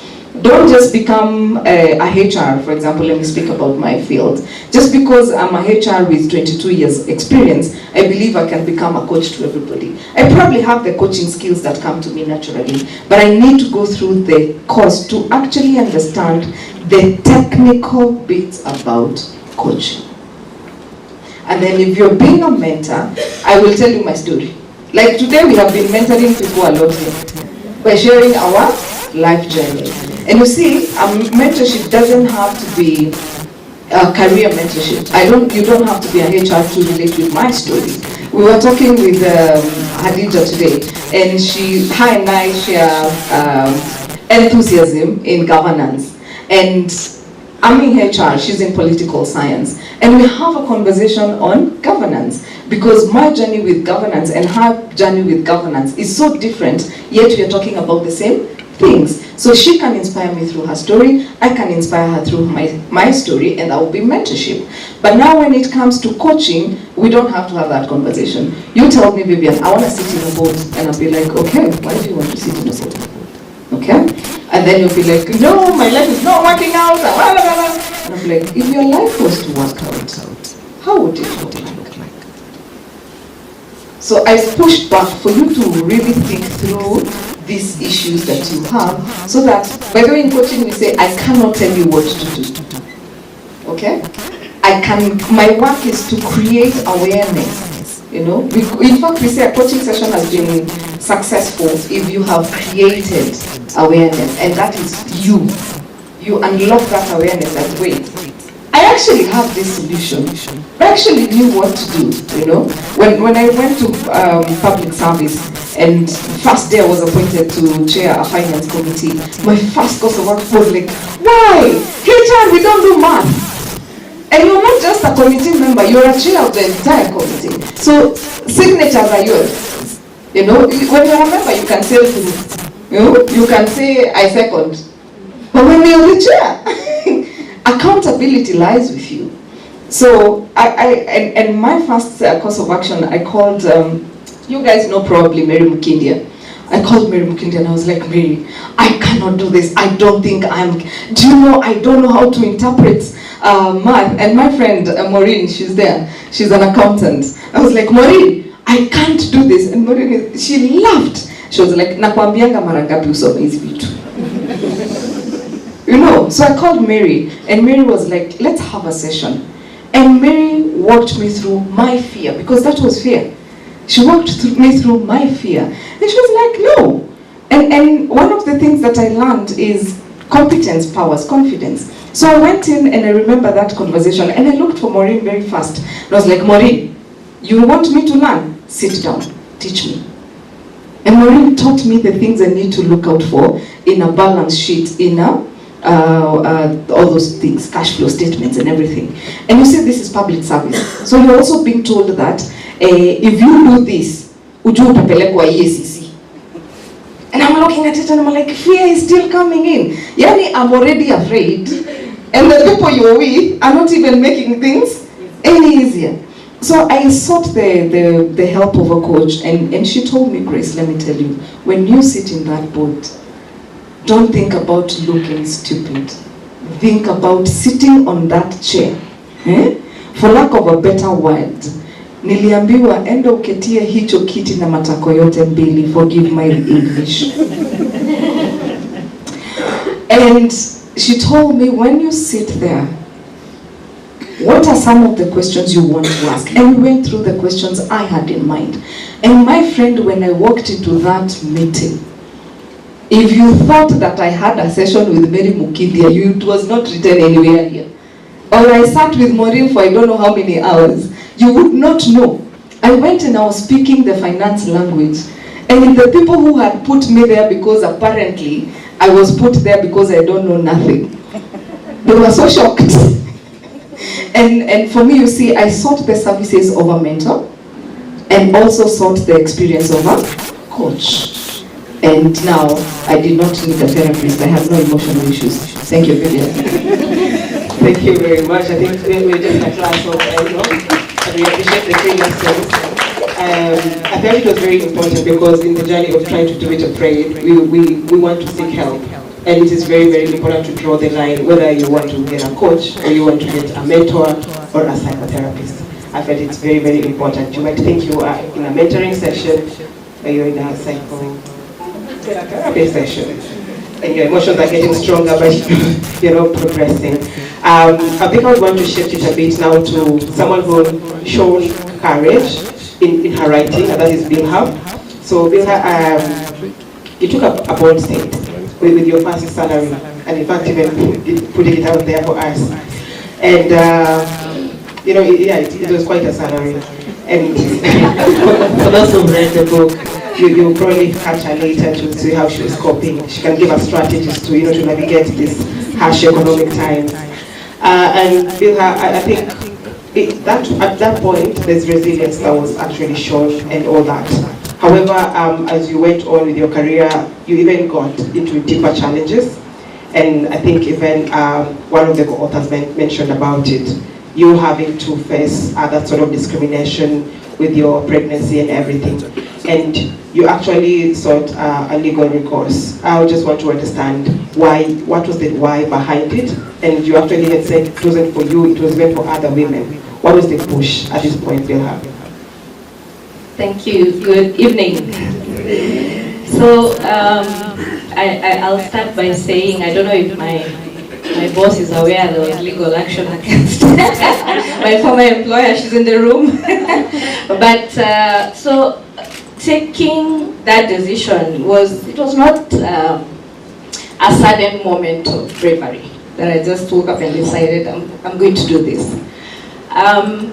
It was a series of events and experiences, if you have read my chapter, which is chapter 2, where if you look at where I started, for example, there was a decision between, do I stay where I've gotten a job of 15,000 shillings, or do I move to the next one, which was on the table for 35,000 shillings. It looks like a no-brainer. And to surprise those who haven't read, I actually stayed where I was being paid less than going to the bank at the time. Equity Bank was offering better. And there's also another transition where I'm working in a tier 1 bank, NCBA. It's 2020, the height of COVID. People have lost jobs.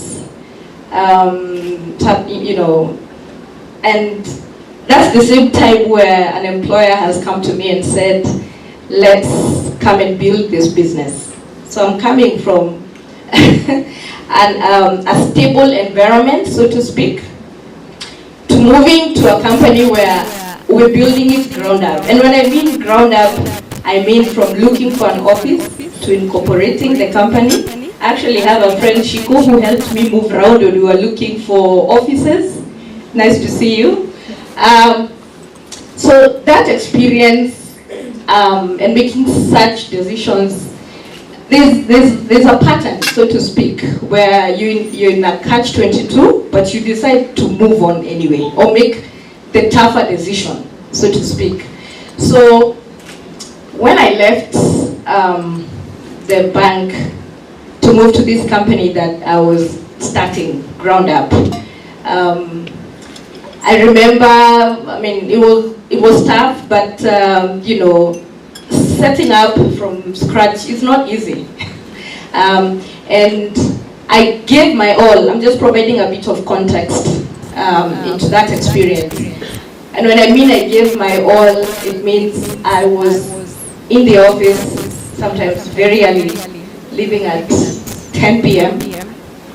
The HQ was in western part of Africa, so my 5 p.m. when I need to go is actually at 3 p.m. So if they decide to set up a meeting at 5 or 6, I have to adjust accordingly. So there are many sacrifices to launching the brand, to setting up a team, and as a country head, this was, you know, you're used to being in charge of a small department in your previous life, and you're just talking about a specific product, but now you have to be responsible for what customer experience is doing, finance is doing, HR is doing, all of those things. And unfortunately, 3 years down the line, I'm expectant, I have a tough pregnancy, and I have doctors note to ask me to work remote. And somewhere along the way, the story comes in and I'm told, oh, an offer letter for your role has gone out. This is 2 weeks to the start of my maternity. So emotionally, it's draining. You feel stabbed in the back. You start remembering how much you've toiled, you know, and all of that. So it was a blend of those, and I battled with what to do next, because there's not been any conversation around what happens next. So yes, there's another country manager coming in, so what happens to you? And the letter has gone out, and it's not a reliever position. So I share with some friends and family, of course. My sister is in the room. You know, and I'm thinking about the next steps. What does that mean? And I decide, okay, let me first day. It's 2 weeks to the start of maternity. Let me get my baby, then I'll deal. But in that same process, there are a lot of things that you think about. So for example, if you take legal action, it can mess up your brand. Let me put that in quotes. So you can be blacklisted from your industry. So because, I mean, you would realize that maybe some employers don't want to be associated with somebody like that. So there's that to think about. Secondly, you don't know what the outcome will be if you take legal action. It could be, you could not get justice. I mean, we know how things are, unfortunately. There could be fear of people thinking you're exaggerating things. There's loss of income, of course. So I played out all those scenarios in my head. And if you read my story, my progression, interestingly, has been from my first job, I was headhunted to go to the next one. From this one, I've also been headhunted. So if I resign, or if I lose my job now, things have to take a different turn. I have to be the one now seeking employment.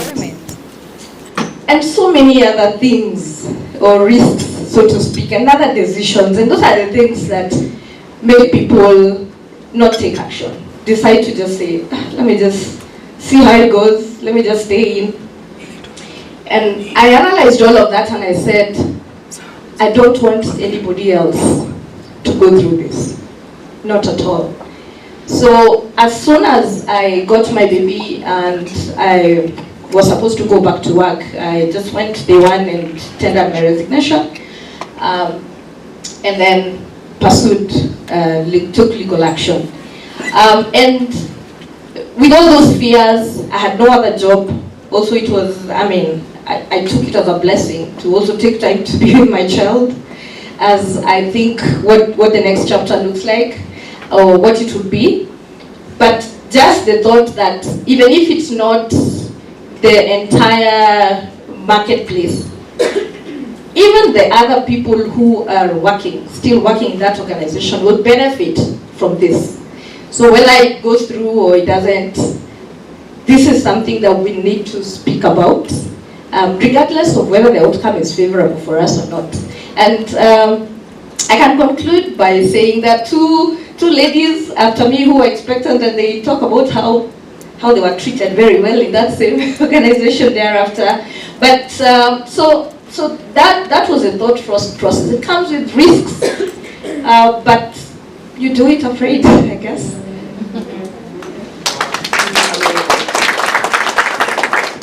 I think you had to be the guinea pig for that particular experiment, that particular act of courage. And it's amazing that now the company probably had to do some restructuring to its policies and that. And I think that's the whole point of speaking up. It gets to help someone else, even two people, that's profound. And that's amazing. And I think I'd want to pick it at that point with you, Jackie, for people who are juggling that point where now you have to either transit a career or suddenly, because now even with the USAID issue, and you have to probably do a switch or stuff like that, there's moments where you feel you have to negotiate your value so that you're able to get into a role like that. Now from a leader and a HR perspective, how would you advise someone navigating such a path or such a position? Thank you. You do it afraid.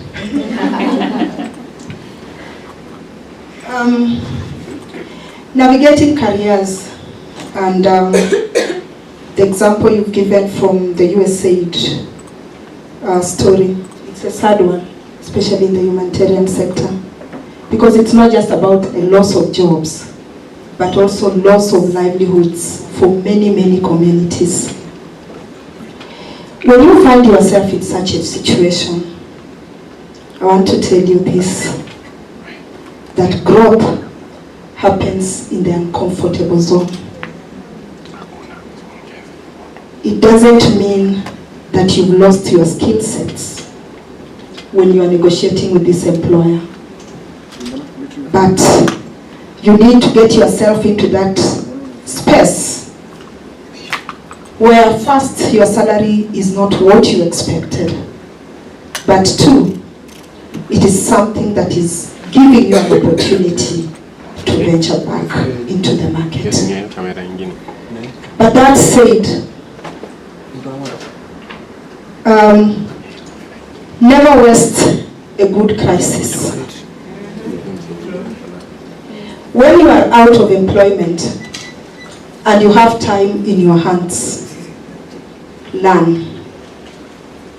Expose yourself as much as you can. Because when you are seated at that negotiation table, and I've seen it in my career, where people come and you can see, this is the budget, this is the much we can pay, and the person takes the job. But you know your value. Many times, it doesn't go beyond 3 months. And the employer would notice that there's more to this person than what we see. So do it afraid. that does not mean that that is the closure of your career. It's just a stepping stone. But as you do that, demonstrate your value and demonstrate your potential. Do it afraid. Thank you. It's beautiful that sitting from a HR part, you are able to identify someone's potential 3 months in. It makes us, some of us who want to ask, our HR wetu kwenye tuko hawatuoni namna gani. It's amazing that actually we have amazing employers who actually see your potential and are able to elevate you to status that is worthy of what you bring to the table, and that's beautiful. So I'm going to go back to Naomi and her coming out of her shell and coming out with the invisibility, with the visibility bit. And I'm certain you still get moments of fear, even as as you're posting, as you're coming all out, and even hosting people on your platform. So I don't know, how do you manage to rewire or reframe these fears when they keep popping up? Yeah, fear will always be here. Like, it doesn't completely go away, even if you choose courage, but it's choosing to go above the fear that you're feeling. I've seen fear even comes up, let's say even in the companies that we work in, you feel like maybe you will want more money, like you want to negotiate for a salary, but because you fear maybe what the bosses will say, you just keep quiet and you choose to stay back. But what I've learned is that if you feel like you will want to be paid more, that when that chance comes to negotiate for your salary, don't let the fear hold you back from going into asking for maybe what you feel you would like to be paid. Just have your facts ready and go present it to your bosses, and don't let the fear of them telling you no hold you back.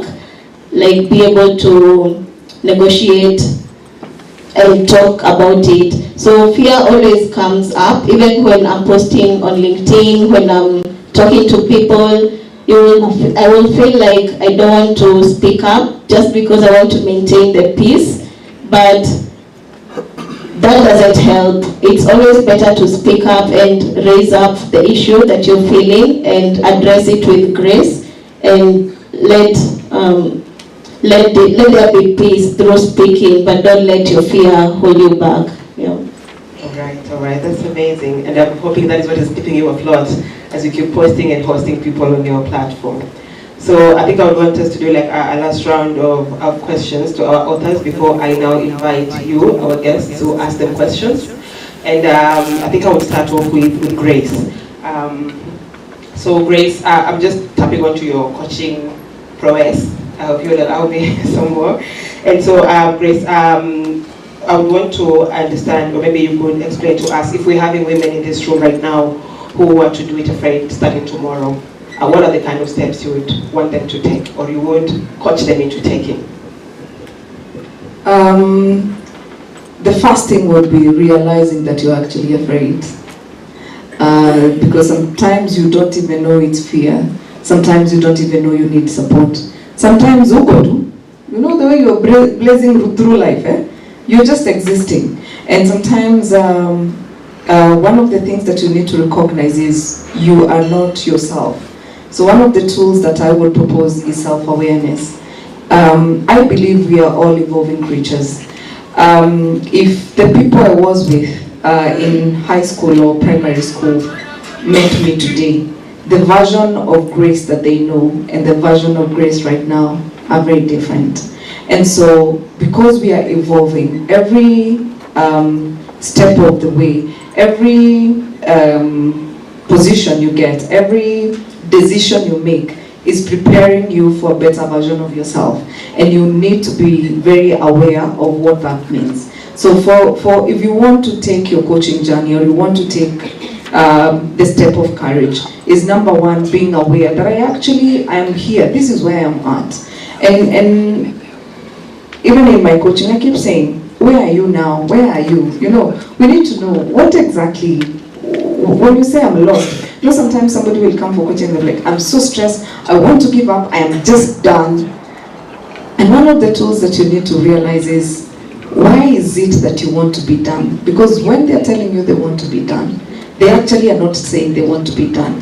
There is a message behind what they want to be done. So one of the things that you need to do is be self-aware or self-discover. In this journey, where are you and what do you really want? And then the next thing is to look for authentic coaches and make sure that you also have an authentic tribe, you know? And in my tribe, I have people who actually tell me the truth. In fact, it is so bad that one of them yesterday told me, Zula, you need to go to the gym, you're fat. And it's true, because I put on weight for 2 years, yes. And it's like that. She knows she can talk to me like that. So, and I've seen you people thinking, people are heartless. No, it is true, because in the last year or so, I've totally been sleeping. I wake up at 7 a.m. because it's 6:30. Yeah, and I intentionally start work at 9, intentionally. But it has been a journey of allowing myself to be. So the other tool that you also want to embrace is allowing you to be you, okay? So even if you want to take whatever decision, does it work for you? Because sometimes you take a decision and it's not yours, okay? So allow yourself to be in places where you can be you.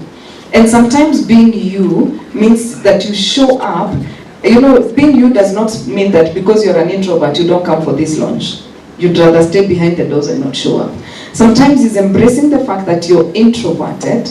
However, you need to show up for your friends who you need to celebrate with. Because at some point, have you ever seen, we are all women, WhatsApp group, your bridal shower. There's one that you raise, when there was, Yamazishi. There's one that you raise 500,000, like this, right? There is one that you have to call people and beg. And guess what? It's because we do not invest in our emotional bank account. It is the only place you can withdraw. Can you withdraw money in a place you haven't deposited? Even for your bank. And it's the same thing with friendships. It's the same thing with being you. You got to invest in yourself so that you can withdraw something from you. So you need to be very self-aware. You need to exist in places that you can be you, all right? And then you need to let go of judgment. You know, I think one of the things I talk about in my chapter is being comfortable with being misunderstood, right? I told you I'm a pastor's kid. Every time you have to go and explain yourself, because people have already judged you. And I grew up having to explain myself until I realized, wait a minute, this is actually a wound that I am actually over-explaining myself. So it is also being okay with being misunderstood. Because I tell you, as a human being, you will be misunderstood. In leadership, for us in leadership, you make a decision and people, you meant this thing, people understand it? Yes, and you're like, wait, that is what you understand. I understood. And this is why I keep saying, if you're in a leadership position, you need to embrace the coaching mindset. After you have given instructions, you need to ask, have you understood? Or what did I say we do? Because people need to repeat what you have said for you to confirm that we are actually headed in the same direction. And especially now with the working from home. In fact, I've seen some of my team members right now, since I think 3 weeks. Atujaonana. But we are intentional about how we communicate. We are also intentional about the instructions that we deal with. And we have made sure that communication doesn't have to be face-to-face. And so for you to meet yourself, because yesterday we launched a book called Meet Yourself by a colleague of ours. And one of the tools that we need to embrace is to meet, you need to reintroduce yourself. Every time, like tomorrow, Monday, after you have done this, you need to go and reintroduce yourself, because the version of you that shows up every day has to be better. It has to be better. So, and for women, courage is not, you know, like, even to write this book, it's not lack of confidence, it is lack of courage. And one of the tools that we really need to intentionally face is the courage to do that which we are so scared to do, that which keeps us out of our comfort. I started writing, Dawson knows, I started writing self-sabotage. And I wrote something and I was like, this is career limiting. I abolished that project and submitted another one. And I was like, let me deal with Do It Afraid, because I think self-sabotage is also part of doing it afraid. I think Do It Afraid covers everything. But yeah, those are the 5 things. Let go of judgment and practice and be comfortable with being misunderstood. Discover, seek to discover yourself every single day. Who are you? How are you showing up today? How are you feeling today? Who is this you're seeking to please? You know, let go of people-pleasing mentality. And then, and people-pleasing does not mean that you start sabotaging yourself. I told you sometimes I'm in politics. Play behind the scenes. You don't go posting everywhere. Those are career-limiting moves.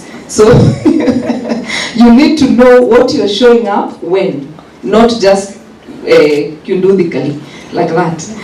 And of course, choose to be you. All right? Choose to be you. Thank you, Vivian. Amazing, amazing. I'm very excited if there was that woman who was with the guests who wanted to start doing it afraid tomorrow with the Dawson and the I'm hoping you took note of those 5 points. I just couldn't write them, but I'm certain someone has written them down. Amazing. And so in that same spirit, with you, Bilha, with the stories you have read, I'm sure you read the book, what kind of ripple effect are you hoping this book is going to have with the communities, with the, what kind of ripple effect are you hoping that this book is going to generate? Okay. So for me, what I hope is that from the lessons shared, from the 100 years of experience that are in this book, one of the biggest lessons or aspirations, or what I hope that people will learn, is to take the first step and then learn. So first thing, break it into small projects, take the first step, learn on the job. Just that. Amazing, amazing. Simple, to the point. That is amazing. Thank you very much, Bilha. And now to you, Naomi.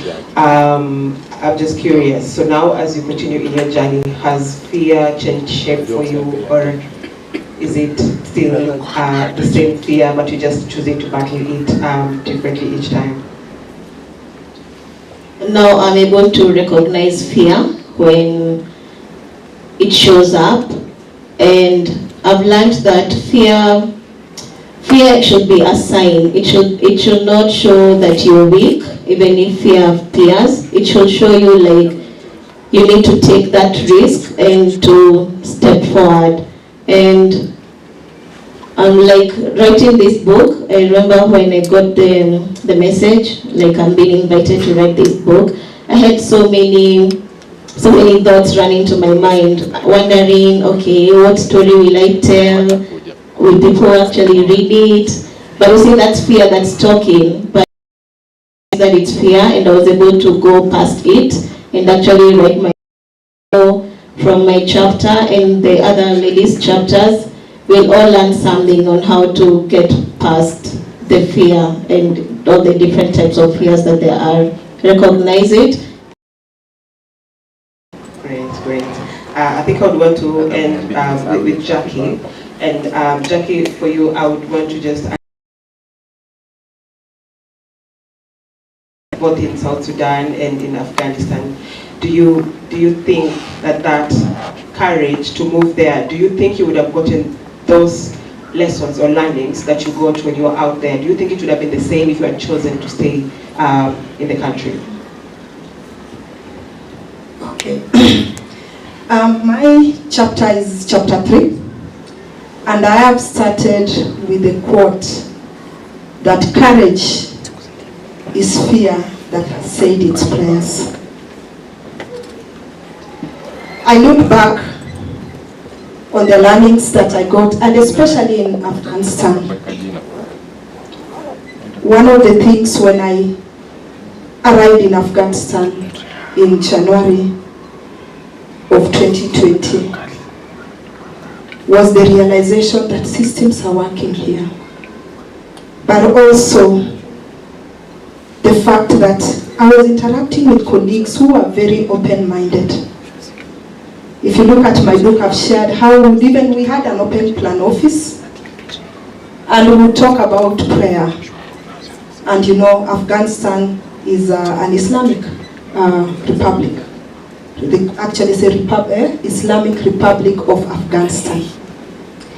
When I would go like to the washrooms, the ladies would ask me questions.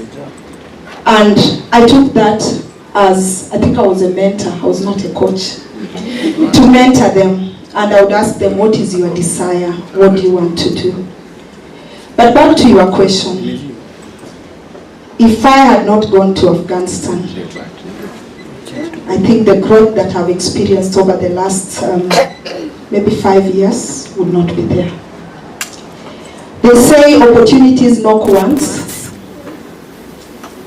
and that opportunity is not lost. It goes to somebody else.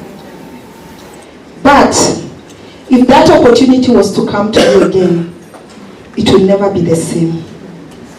God gives us grace at a particular time.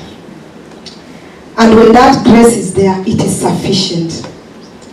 And that is the sufficiency of the grace that God gave me when I was in Afghanistan. I learned to be resilient amidst the chaos.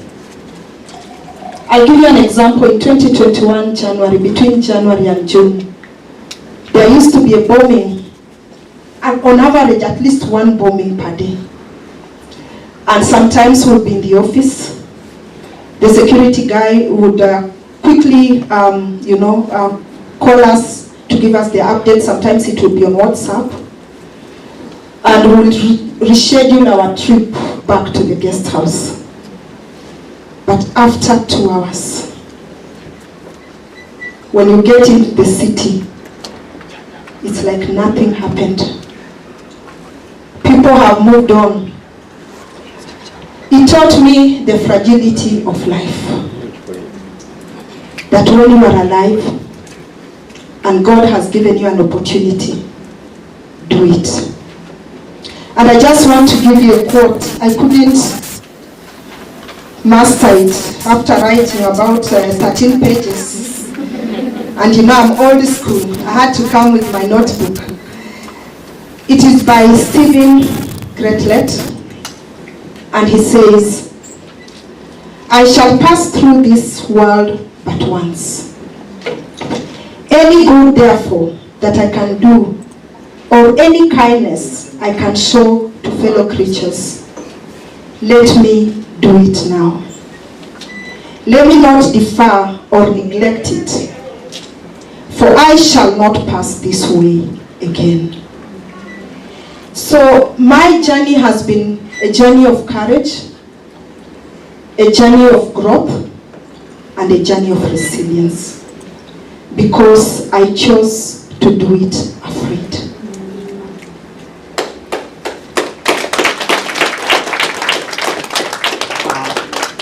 So I think that just resounds back to statement I made earlier. For those of us who are a bit scared of, venturing outside Nairobi, outside Kenya, to areas which are not, abroad.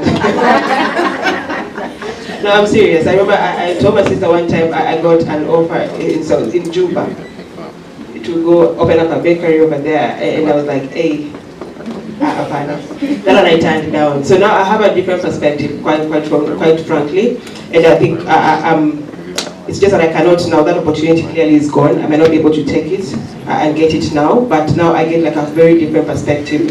From now, just looking at all these things and just appreciating opportunities as they come my way. So thank you. Yeah, and if you just allow me to comment on the quote that I've given, I would want to equate it to fear. Many times fear holds us back. I know we were all fearful yesterday, and there are things we needed to do and we didn't do. Yesterday is gone. And every day, every minute, you lose out. when you don't take action, when you don't do it afraid. You lose it out when you sit in your own stories, because we sit in our stories, we live in our stories, mentally, emotionally, and sometimes even physically. But when you take that journey of courage, I can tell you, it is the best journey that you can ever take. And when the time comes, you will actually die empty because you lived full. Thank you.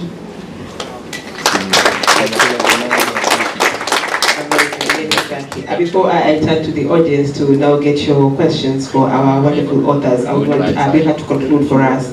And just, I think it's something that we almost left out. And you're one person who's like really had transitions in your career, and we just wanted to understand if those small and bold decisions prepared you for the leadership position that you're in right now. Okay, thanks, Vivian. So I have had 3 transitions, and I think there's a question that she asked when we were starting that I wasn't able to answer. How was I surviving on a salary of 15,000 when I had an option to move to one that was paying 3x? So one of the things that are the guiding principles from my parents is, number one, there's no salary that is too small. I'm telling you, the moment I told my family that I finished college, I have gone to this employer, and they're offering me 15,000 shillings. That was the end of pocket money. I was told to go home. We had a session with my parents, and they told me, you know what? There's no salary that's too little. Now, to give a bit of context again on to why I stuck there versus going to Equity Bank, I had completed my bachelor's. I was doing BCom marketing, and I was also doing CPA on the side. So I had not completed my CPAs. I was doing part 2, and I knew that going to the bank will not give me the time to attend my classes in the evening, and the weekends as well. I could be working on the weekends as well. But this employer who's paying me 15,000, and you're wondering what do you eat?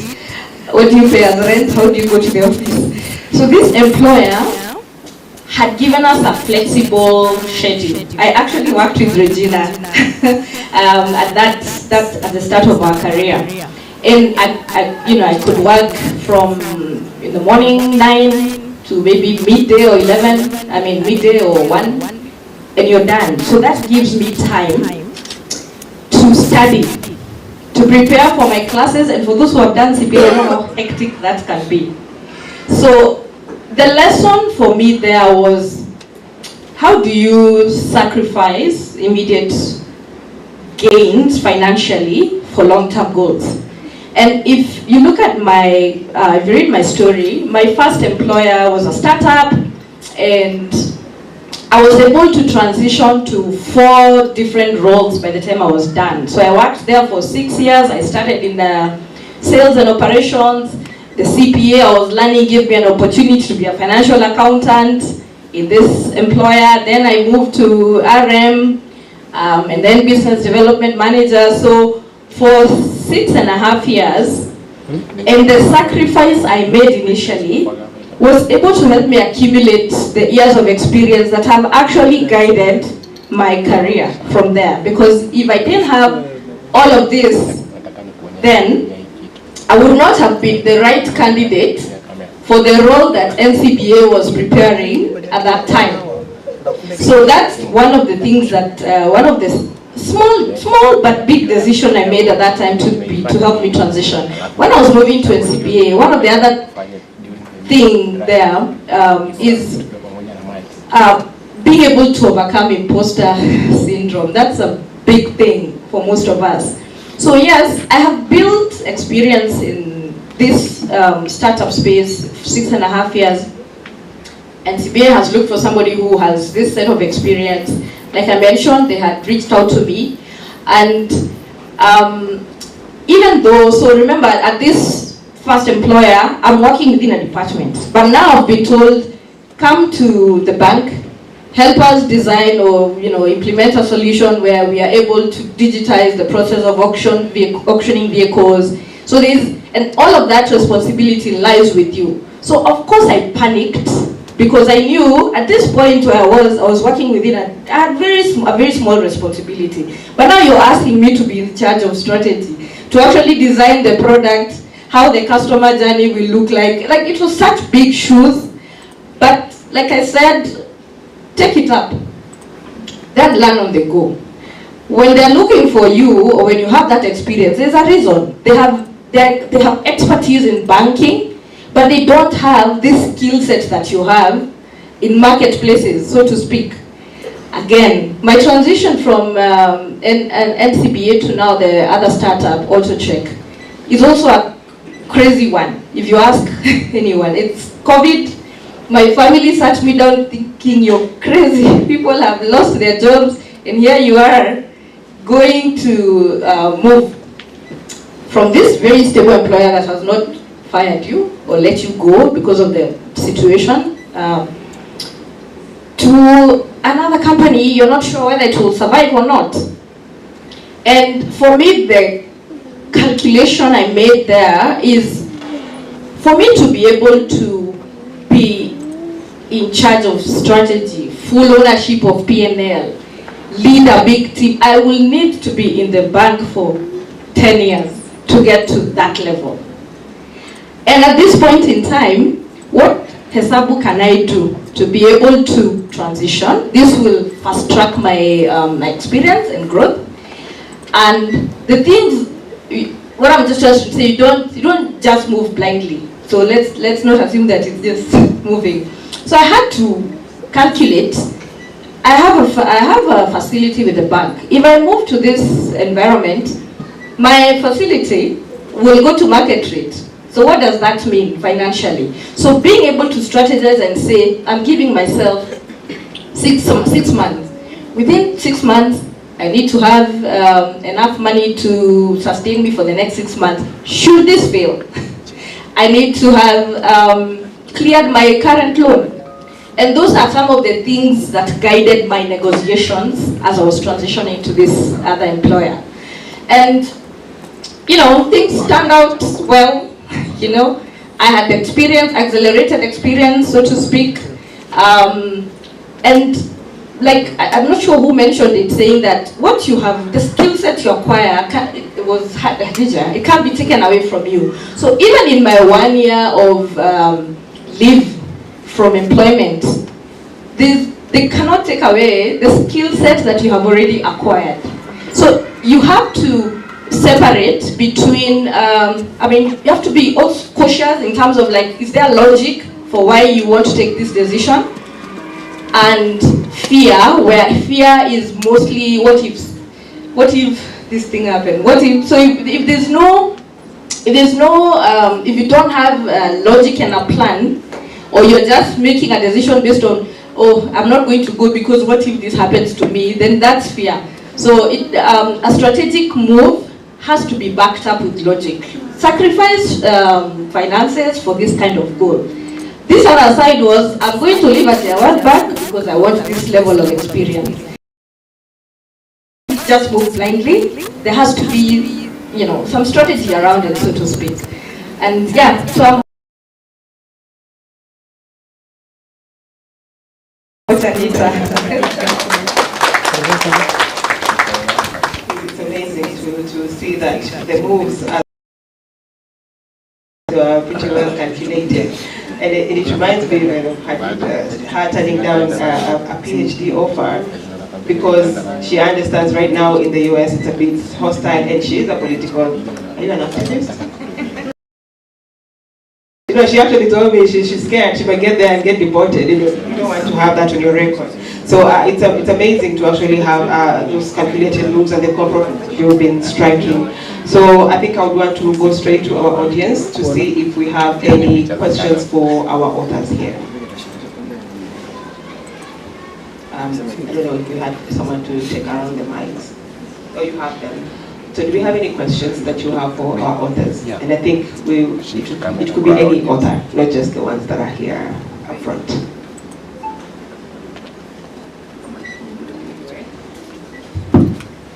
Oh, great. So we have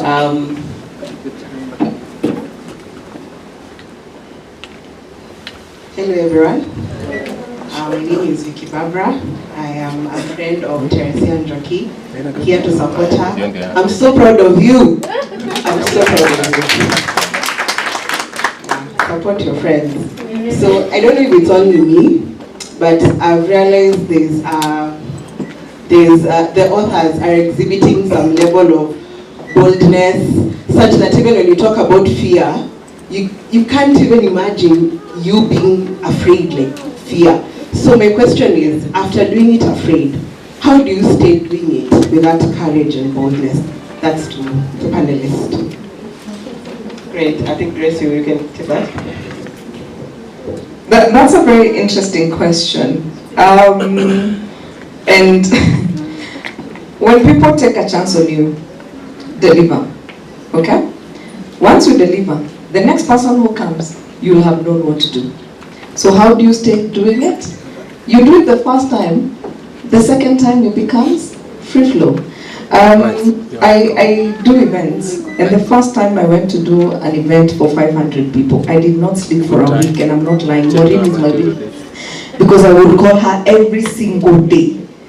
And Madam Kresha is here. Thank you for joining us. And Madam Kresha is the ED of IHRM. She's my friend. And she took a leap on me, by the way.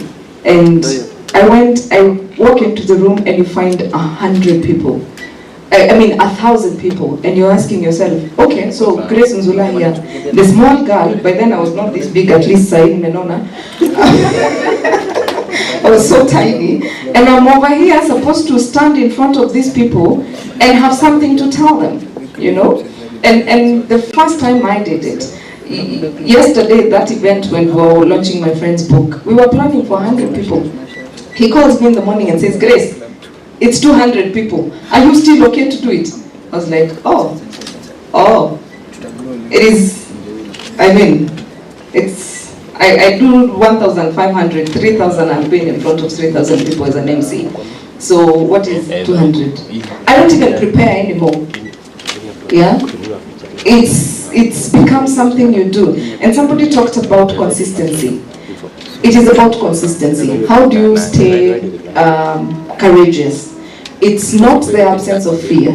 It is about consistently facing your fear until fear becomes the norm. Let me tell you, if you were to do something for, I'm in business, walking out of business and having people join the business and wanting to let go.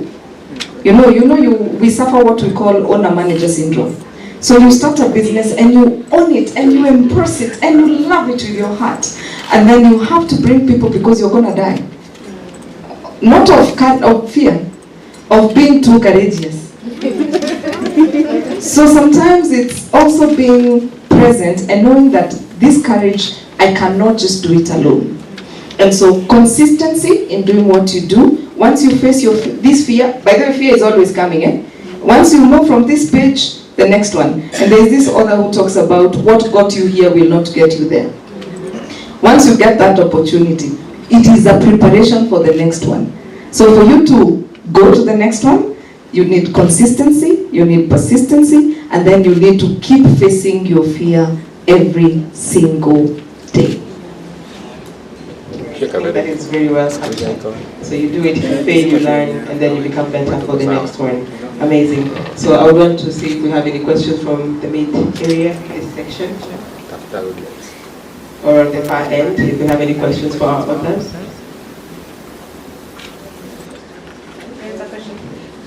Great, this side. All right.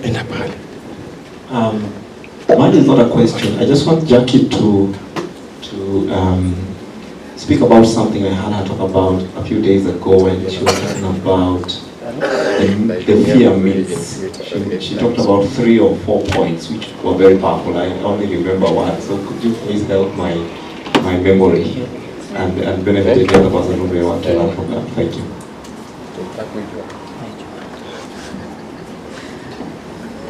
Thank you. Yeah, many times fear sets in, even when you are successful. There's something that just crops up. And there's the myth about fear. And one of it is that you cannot, the people who take action are fearless. That's a myth. Action is what will take away that fear, because it's what builds the momentum. The other thing is that fear is always with us, it cannot go. But the more you confront your fears, the more you realize that you're becoming courageous. And that is, I would relate it to what Grace has just said, but look at it differently and say, every time fear comes, ask yourself why.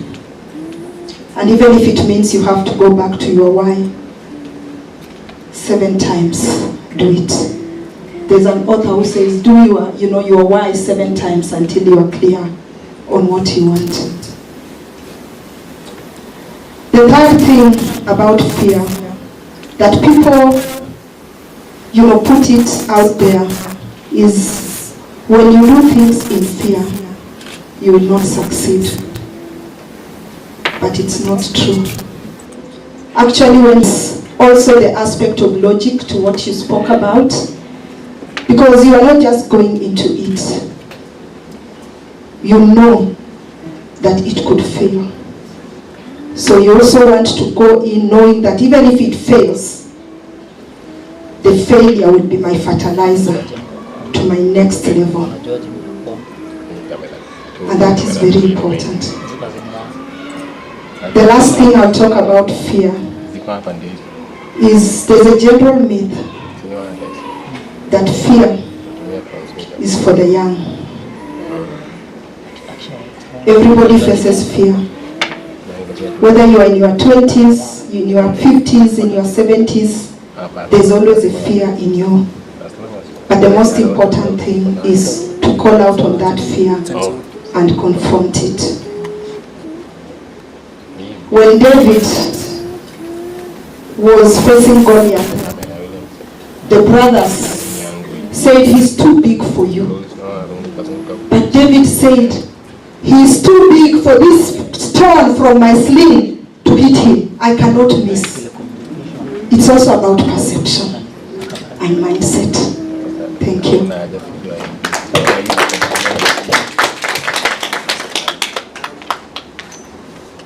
I'm very certain you have gotten all the points. Amazing. Great. Right there.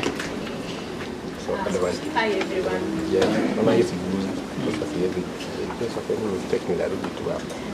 Hello everyone. My name is Grace. I serve at Habitat for Humanity. I work with Jackie.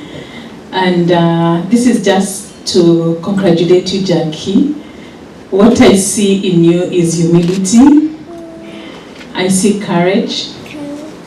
I also see some sort of mentorship. The reason why I'm saying this, I challenged her a few days ago in the office. I told her, Jackie, what I'm seeing on LinkedIn is so encouraging. You've been giving more to the organization and you've been forgetting about yourself.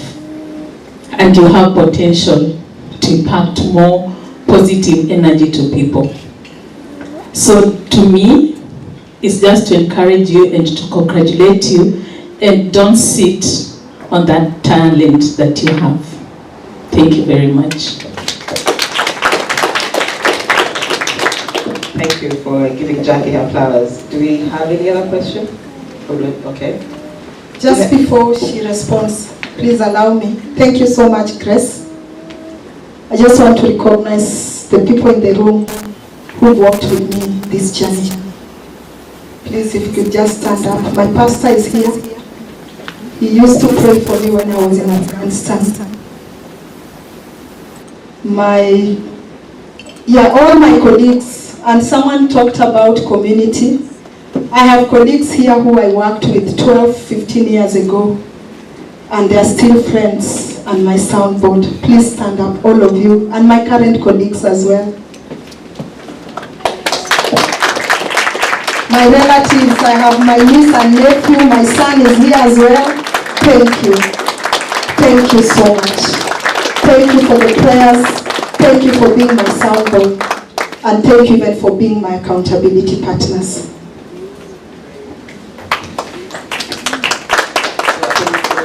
I think that's the last question. Do you have any other person? Great, so you can go ahead. Yeah, congratulations, Jackie, and to your fellow co-authors. Really proud moment, really I have to say. Lots of learning, especially just being in the room and listening to your experiences. And so my question is really about how we can take these experiences forward beyond the book, because we buy books. I have lots of books on leadership, on anything that you can want to read about in my house. But once you read, you struggle to remember sometimes. You take away few things that you'd like to live into, but you forget a lot. So I asked this because, and Jackie did not mention, so after living abroad, she has served in a region, a bigger role, in a proper abroad. Europe, Middle East, and Africa. That is such an honorable position you've served in, Jackie. So I asked this question particularly on behalf of young people, some of whom we met are not coach. And I speak for my daughter. So my daughter is interning, and she came back home a few weeks ago, and she said, Mom, I want to quit. I said, why? She said, why? So she says, because we are switching supervisors, and basically because the other supervisor has a lot of work, a lot of challenges, and she prefers to work with me, but my colleague is feeling wananionea. So why are they projecting it on me, Mom? Me, I cannot work in that kind of environment. I said, you survive today, tomorrow you go back, you will survive. And it's interesting that her internship has now been extended because of that courage. So these experiences are amazing. The book is amazing. I have a copy. She will read it. So my question is, are there any opportunities at all to continue the conversation where we can plug in these young people to tap into your wisdom and your knowledge? I think that's a dorsal question now. This is not even for the authors. I know the authors probably have some feedback. They would be participating in that feedback, but I think that's a Mr. Dorsal question. You'll just chime in. Great. I don't know, who wants to take that? Okay. Everyone is looking at me.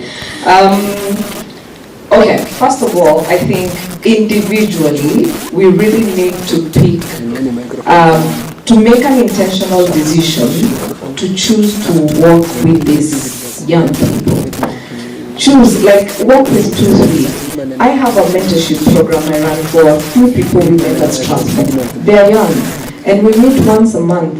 And I told them, you have to remind me when it is we are doing it, because I want them to own this journey. And every time we have that 1 hour conversation, the next time we're reviewing it, they come and say like, but then Grace, you know, you told me this, I've done this, and this has happened. But this also has happened. How can we manage? So all of us have, one of the reasons I went into business was because I was tired. HR, we are busy saying, we have half-baked graduates. Oh, our universities are teaching theoretical things. And I'm like, okay, fine. We have a whole generation that has gone through that. What are we doing? What will I be counted for as grace to say that I have supported somebody to stop being a half-baked graduate and become an employable individual who can survive in the workplace? So as individuals, one, we need to make intentional and be deliberate about conversations we are having and encouraging our young people in terms of doing it afraid. Number 2 is for the others here. I think one of the things we can do is continue with this conversation, wherever it is you are. Because like right now, our book is being read in Tanzania and is in Rwanda as we speak. And one of the things I kept telling my friends, I have written a book, and then they take it, they're like, now what are you telling us? I say, do it afraid. Like, interesting. They'll be like, it's like, what is this you're talking about, do it afraid? So every copy that goes to somebody is actually a continuation of this conversation, because every copy is an encouragement to do it afraid. And of course, we are living examples. Are you one of them? I think Mr. Doso, you will chime in as we finish the session. You get to respond to it. So I think I want to give you, Grace, at least an opportunity to acknowledge your tribe or your community, because I don't think you've had the opportunity to do that. Okay, thank you. So there's Shiko.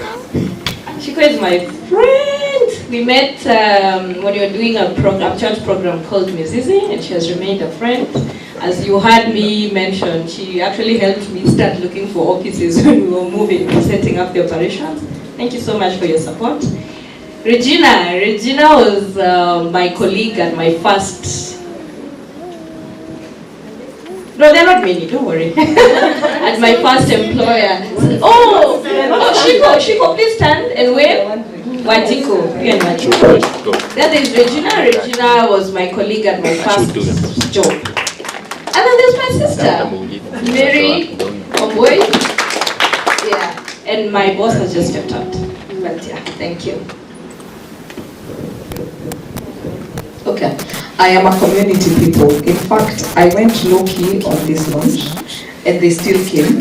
So I did not want to shout, because I told you yesterday we launched our friend's book called Meet Yourself. So I was like, we cannot be conflicting. And then they had started selling theirs earlier. So nonetheless, they showed up. And I think Madam Kuresha has stepped out.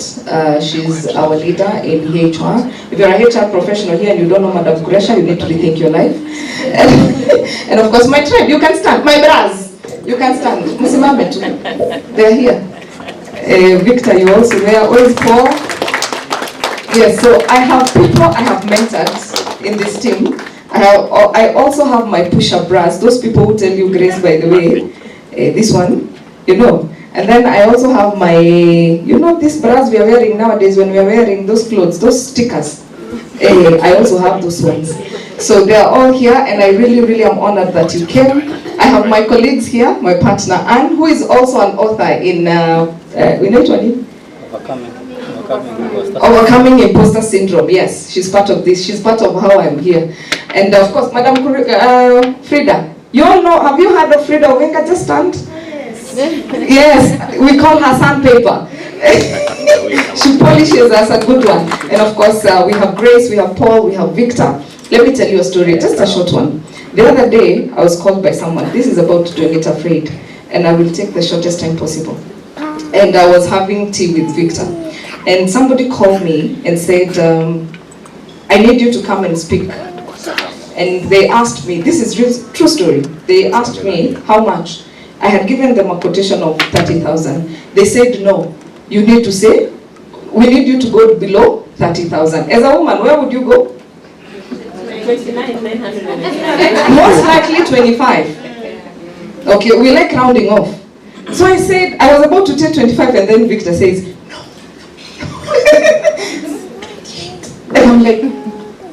And I'm like, this one's 29. They said lower, 28. Okay, fine, we can do it at 28. And I was like, thank you so much for being here. And that is what I'm talking about. So thank you so much, guys, for being here. And we continue walking this journey with us. And I really, really, I am honored to have you. Asante. Thank you very much. I think, Josephine, just as we close this session, with the mic. Thank you. Just to add on to the answers that were asked, I would also say that go through the book. Each author has a unique perspective that they bring. and reach out to the one who resonates most with what you're going through or you want to learn from, and just ask them, because the good thing that Zion Publishers did is include our information in this book. So reach out to the author and ask them, okay, I would like you to mentor ABCD, or I'd like to have coffee with you and just ask you some questions. And please, if they charge you, pay them.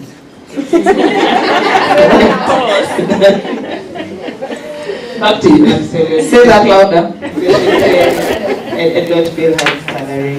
Not the one that she started with. That's what I like doing. I think I want to thank you, Naomi. Where's Naomi?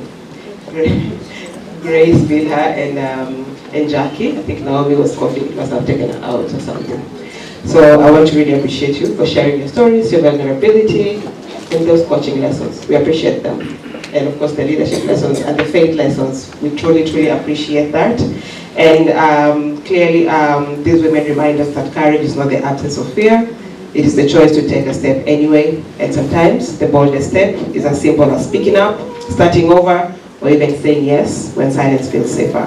So please join me in appreciating our panelists one more time.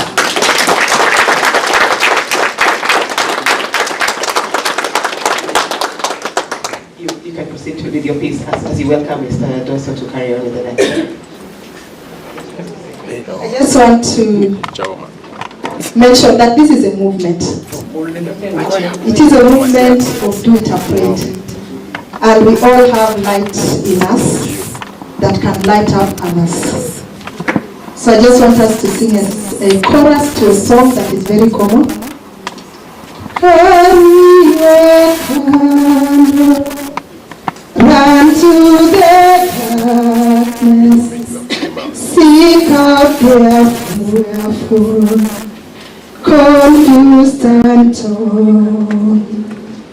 Hold on your candle for all to see it. Take your candle, go light the world. Take your candle, go light the world. Thank you. Thank you so very much, ladies, and thanks, Vivian, for doing an excellent job. Let's give Vivian a round of applause. You actually made me feel like I should not have moderated this session today. I should have called you up here to do it.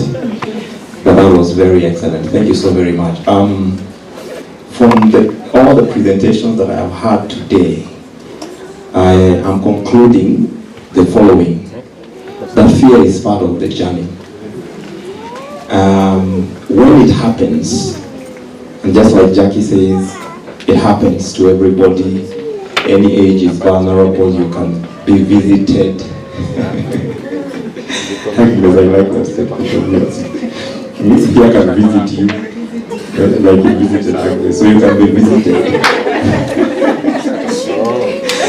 So when it happens, it means it's a moment of choice. You can make a decision. It also means it's an invitation. But what I'm concluding from all that is that in the moments when fear visits, two things must not fail you. Your thinking must not fail you. You must think properly, because it is perspective that is part of the formula of transforming fear into fuel, like one of the ladies said. So your thinking must not fail you. Number two, your action must not fail you, because as Jackie has said, not sometimes, it is that action that actually cures or deals away that fear. So your thinking must not fail you, and your action must not fail you. Your emotions may overwhelm, or everything else may just fall out of place because fear has visited. But these two things must remain very firm in you. Think well, because that thinking well is what will pull you out or raise you above and then act well, because a bit of that is what provides the medicine for the fear situation. Thank you so very much, ladies. I don't know what everyone else in the room is learning from the conversations that have gone on today, but for me, I think I am satisfied with what has been discussed today. Thank you so very much. The question that was asked and partly directed to me is a very powerful question and very valid. It is our hope that this signal will continue to spread out there and grow stronger, because there is need for us to have conversations about some of these issues that we are talking about. And fear is a universal experience. Fear is as old as humanity. So there is need for us to carry on with this conversation whichever way possible. Sometimes it will happen in your homes, in your houses. Sometimes it will happen on the streets with your friends and family, and sometimes even strangers. Sometimes it will happen in your offices. So what I want to challenge all of us to do is be an ambassador for the conversation around fear and how to navigate fear. So that we don't see these authors as the only source of the signal. Now that you came here and caught the fire, please go out there and evangelize. Because what we are seeing here today is evangelism. These ones are evangelists. They are apostles of Do It Afraid. So you, who have been decided this afternoon, under the sound of their voices, and by just watching them do it the way they have done it, please help us carry the fire. And as Josephine has said, if there is need to call for support from any of them, their contacts are right in the book. And if they prove difficult, just call us. Even our contacts are in that book. Tell us Josephine is giving us trouble and she's the one who has the solution. So we'll call her for you and soften her for you, then send her again to you. Because we want to provide solutions. Actually, the idea behind this project is to provide solutions to the issues that people are facing. And hopefully one or two people or three will be provoked into functional living by just hearing what has to be said or seeing these examples that are being presented before us in the form of the authors that we are seeing here today. So other than that, we are going to be doing other forms of conversations. Like before we arrived here today, we were doing conversations the last 2 or 3 weeks. We had webinars going on and plenty of useful insights were shared. All that information is on YouTube. If you go to YouTube today and just search Do It Afraid, the first results you will see is what is coming from the works that these ladies have done. So you can also be able to learn from that. So if you have any questions or anything that you need guidance in terms of specific application in your area of either life or work, etc., feel free to contact them. And if you have any business that can benefit them, because some of them are trainers and coaches, consultants, etc., just reach out to them and engage. We have designed it that way so that there is not so much bureaucracy around it. You can contact them directly. You can inform us later when you have already given them business or invited them to speak or to do whatever you want them to come and help you with. It is okay, because we've received so many of such reports from the previous projects we've done, and we are happy, we are satisfied with that, because that is how we are able to provide solutions like was intended in the project. Having said that, we are now going to be proceeding to the next item in the program. I'm very sorry that time is far much spent, but I think if you are like me, you are feeling the value of being here. You're feeling the value of being here. So the next person is going to be coming to the stage is our keynote speaker, but before I call her to the stage, I want to recognize the presence of a couple of people that are very, very important and worthy of that recognition, because they have sacrificed their time to be with us here today. And as I recognize them, I may call them here to just say hello briefly, and then we shall be proceeding to the keynote speech for today. And our keynote speaker is actually here. She's a lovely, lovely lady. I was with her last week in another event where she spoke so powerfully, and I told her, this thing you are doing, that's the momentum you are going to be riding on until the day you come to the Do It Afraid book launch. And she came here quite early, which is quite encouraging. So the first person I want to recognize here is Madam Qureisha Ahmed. I know her name has been mentioned already, but I want to invite her here to come and say hello. Qureisha is a very special person to us in this project, because when we did the very first project, I think, I reached out to her and I asked her to do a forward. Somebody help me with another mic. I asked her to do a forward to one of the books we did, either volume 1 or 2 of She Leads, and she was very gracious. She did it, and actually she wrote me a message in WhatsApp one day, and she told me, you know what, I've never written a forward. So I don't know how to do it. I am going to be doing it afraid. So I laughed, and I told her, no worry, you will just do it. Once you do it, then that's going to be it, and she did it quite good. So before I allow her to speak, just let me read a little something here to introduce her properly. So Qureisha Abdullahi is the Executive Director of the Institute of Human Resource Management. She's a seasoned leader with over 18 years of experience in shaping the future of people management.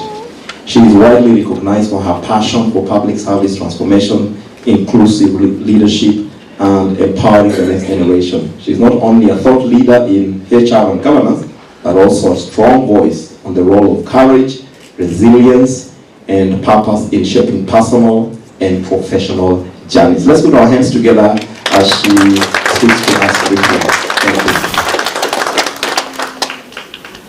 Thank you, Russell. Good evening, everyone.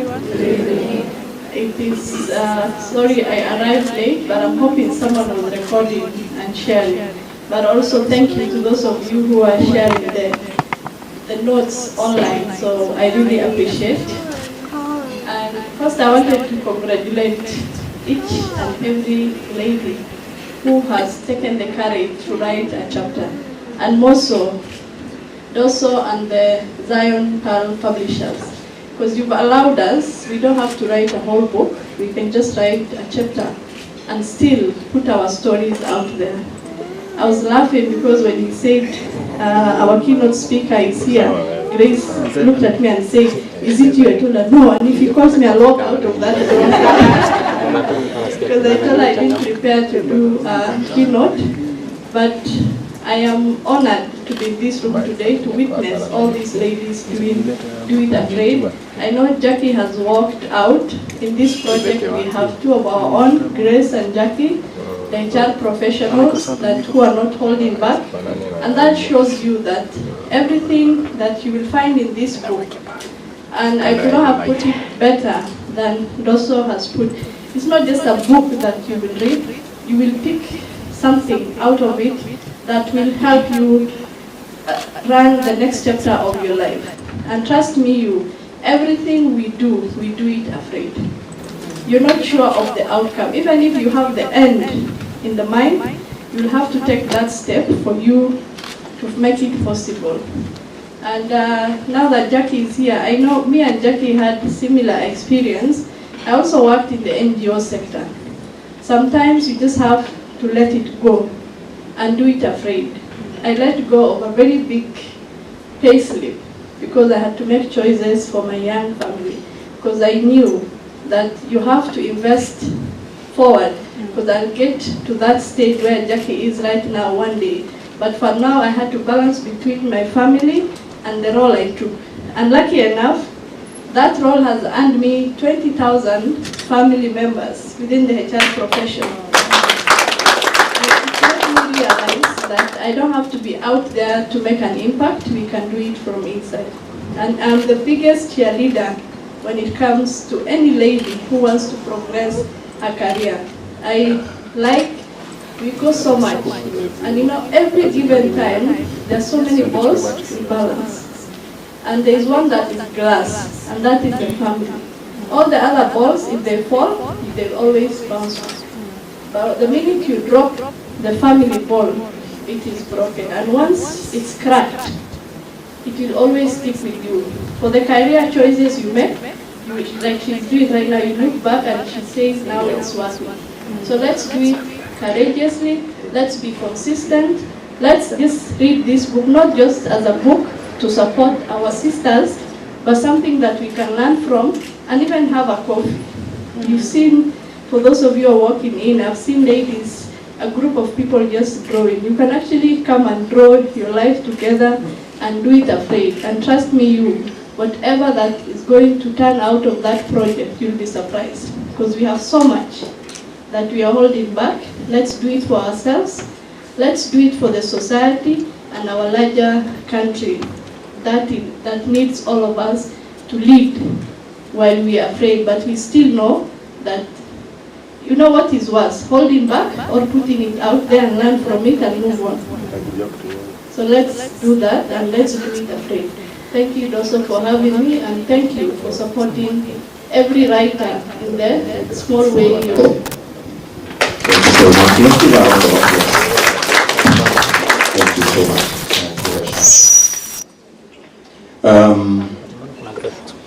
I have two more people to recognize. If they want to say a word, I will let them. If they will not be ready to say anything, I will also permit it. Anwa Monje. Anwa Monje, how are you? You are doing it afraid. Thank you for coming. Anne has featured in a project we did called Overcoming Imposter Syndrome. She's one of the leading voices today talking about imposter syndrome and how to navigate that. We recognize your presence. Do you want to say hello? Stand afraid. We're afraid. Alright, thank you. The other person I want to recognize, because I have seen her severally in the conversations that we do, in the projects that we are running, is Frida Owinga. Frida, come here, Frida. Come up here. Let's give a round of applause to encourage her to be afraid. Frida has been in several of the events we have done. And I know I didn't tell you I was going to recognize him here. But I know you know. So I want you to say hello to people in 1 or 2 minutes.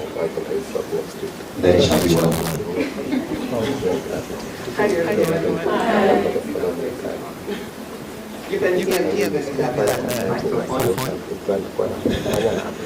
Congratulations to all the ladies. I've come to many of these because I'm afraid to write. I don't know what to write. It's not you to write, I haven't written. But it's such a pleasure to see all of you, especially the authors. Josephine is a friend, Grace is a friend, Kuresha is a friend. I see many friends, you're all my friends. And maybe after this book I'll write, maybe I'll be in the next one, if you talk to me nicely. I'll stand afraid. Thank you for honoring me. Let's give her a round of applause. Yeah, that's good. She's a leading voice in the marketplace today. And she's a coach. You still coach? Yes. Oh yeah, she is a coach. She runs an entity called Passion to Profit, or Passion to Profit. Yeah, thank you so very much, Frida. Now, allow me to bring to the stage our keynote speaker. And to do that, I'll just read a brief bio here so that we can allow her time to come and speak to us. Our keynote speaker is Dorcas Moga Odumbe. Dorcas is a Kenyan media leader with over 28 years of experience in journalism and is dedicated to fostering impactful storytelling that resonates with diverse audiences. She is a gender editor at Nation Media Group and provides strategic direction for NMG Gender Desk in Kenya, Uganda, and Tanzania. And with a bachelor's in education from KU and a master's in communication studies from the University of Nairobi, she has held influential editorial positions at Kenya's leading media houses, including Nation Media Group and the Standard Group. Her distinguished career has focused on amplifying critical social issues through compelling narratives that drive meaningful change. As an accomplished editor and communications expert, Dorcas has been instrumental in shaping public discourse on essential topics including gender, equality, and community engagement. At Standard Group, she pioneered the Eve Sisters Forums, a platform that has facilitated conversations on women's societal issues. Her expertise extends to the academic realm, where she served as a lecturer at Multimedia University of Kenya. Dorcas has provided gender training to various organizations, ensuring that important messages reach and impact their intended audiences effectively. She recently completed a training of trainers program at the Aga Khan University Graduate School of Media and Communications, specializing in gender responsive media and communications under the Advancing Gender Equality in Media and Civil Society project. Her contributions to gender equality were recognized when she was named first runner-up in Women in Media and Communications category on International Women's Day for 2023 by the Engineers Board of Kenya and CENTAM. I want us to put our hands together as we bring Dorcas Odumbe to the stage. Come on, let's give her a round of applause. And I request the ushers to help me lift this there, because I want her to stand right on top of the stage to make it easy for her. So, Dorcas, after you're done talking to us, you will help us declare the book officially launched, and then we shall issue some certificates here. So, and as I walk to the stage, I just want to confirm that I don't know how to swim. And number 2, Grace, I'm a journalist. Namshara sio mbaya. I know that now.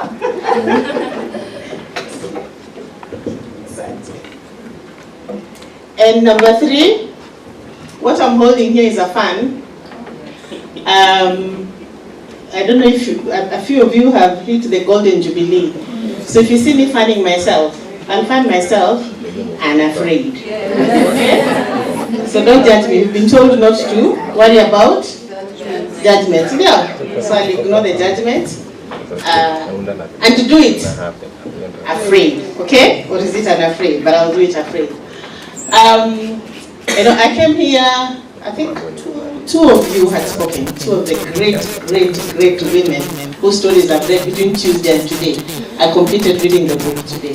And I was so sad that some of you had already spoken. I was like, so I asked to do so. As Khadija spoken, said yes. I'm like, oh no. And I was like, okay, can't you know, when you hit the Golden Jubilee, there's something called the brain fog, eh? So we tend to forget a lot. So I couldn't remember the name of the lady who went to Afghanistan. So I was like, is this one who went to Afghanistan? And I was like, wow. And then the fact that she used to watch videos, you know, gospel videos just to keep her going. You know, there's Kabom Kanalia Huko, but she's there with her Christian Jackie. Good job. Yeah. So she went abroad. She was abroad. Okay. So anyway, congratulations to the 11 ladies. I know 2 of you are not here, but great job. Great job. I'm standing here and I don't know what to tell you because you've said everything there. Anyway, I'll still do it afraid. I will echo what you say. I'll repeat some of the things you say, but I'll still do it afraid. And then again, I want to just say thank you to the men who are here, the male allies. Okay. When I see men sitting amongst women, and most of the time they'll be like 10%, 5% of the entire audience. I feel so honored. I'm so happy because you're allies, you're supporting this journey. Dusa has just introduced me and told you that I'm a gender editor. Yes, I am, and I really am passionate about empowering the girl child and empowering women, and I have a soft spot for the rural women. In fact, earlier on I was having a conversation with Dusa. I was telling him, I think we need to extend this thing beyond Nairobi, you know? Let's also get that Turkana woman telling us her story, isn't it? How she did it afraid, isn't it? How she overcame the imposter syndrome, how she overcame the patriarchal community where they live, where women are only supposed to be seen and not heard, okay? So I'm very proud of each one of you. And then again, when I look at this audience, I know even the men, they have situations where they've done it afraid. So if I ask each one of you to ask the person sitting next to them whether they know them or not, and ask them whether they've been in a situation where they were asked to do something,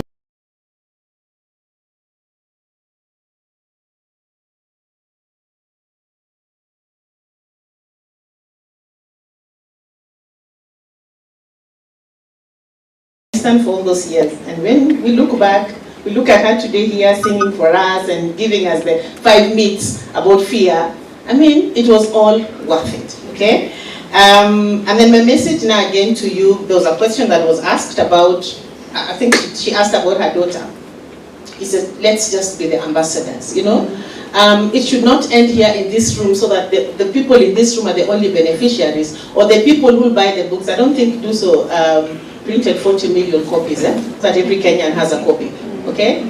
So as we leave this room and you have that book, and your name is imprinted in that book, 6 months down the line, will there be a young man, a young woman doing it afraid, courtesy of you? And I think that should be the gospel that we preach going forward. Even for the allies who are in the room, yeah?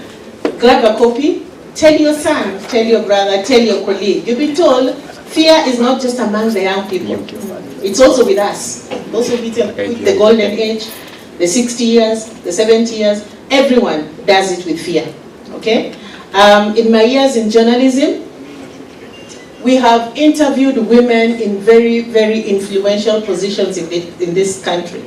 And they'll all tell you how they went through that imposter syndrome. They'll all tell you how there are moments they did things out of fear. Even just the courage to vie for a position. Speak to any of the women governors, they'll tell you, when I wanted to take up this position, I really thought about it. Wanga will tell you, I really thought about it. I thought maybe I should just remain in the woman rep. And I said, I'll take it head on, okay? The late Phoebe Asio, she just passed on the other day. You look back at her journey, being the only woman, she beat giants to become the first woman MP of Karachuonyo, okay? So we're in a space where empowerment is everything we need to talk about, and especially on the women. And please, I always tell people, because of my role as a gender editor, people think I am too much. In fact, sometimes I'm told you get too emotional. Sometimes you overdo these things. I don't overdo them. And when I say I am passionate about the rural woman and the rural girl, it is because of what I see them going through. Because every day you'll meet someone telling me, oh, Dorcas, this thing of gender, you're too much with it because our boy child is not being left behind, the young girls are, you know. And I'm thinking, you're talking to me in Nairobi. Have you been to Turkana? Have you been to Kilifi? You know, have you been to the rural Nyanza? Have you been to the rural Muranga, Ukondani, and seen what the girls are going through? Do they complete their education? When you talk of teen pregnancies, where are they? You know? So we still have a long way to go. We mark 30 years of Beijing. I don't know, I think many of us here know about the Beijing Platform of Action that took place 30 years ago. And maybe just briefly, Kenya was represented by a lady by the name of Eva Mwenda. She was the first cabinet secretary, female cabinet secretary in Kenya. But when you speak to people out there and you ask them, what do you remember about Beijing? They only tell you, remember Neva carried her hairdresser in Beijing. But they came back with 12 resolutions from Beijing, whether she carried her hairdresser or not.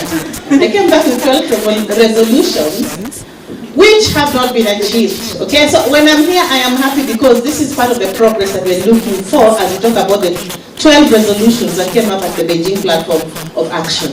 Nation Media Group last week held a 2-day event called Next Has Summit, and we were actually trying to review where we are in as far as the 30 years Beijing is concerned. Okay, whether we've made any progress, the challenges that remain, and what needs to be done for us to go beyond these challenges. But the interesting thing about Niva is this. When Niva went to Beijing, this is how Niva became. She went to Beijing when she was only 4 months old into the role of CS Culture. Okay? The government at that time, President Moi, maybe some of us here were very young or were not born. But the president looked at his cabinet and said, Ish,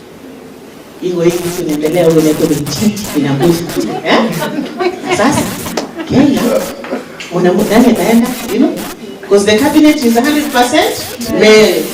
So with less men to represent us issues to do with women, so they had to quickly do something. So what did they do? They gave Niva the role. Akaambia sasa wewe utashikilia hiyo. And then now enda Beijing, so they see Kenya has representation. So we hope that if there'll be another Beijing when you're marking another year, there'll be such an event. We hope we'll have more women representing us, okay? Now, let me go to my speech, because I know we've spent quite some time here and maybe we are tired.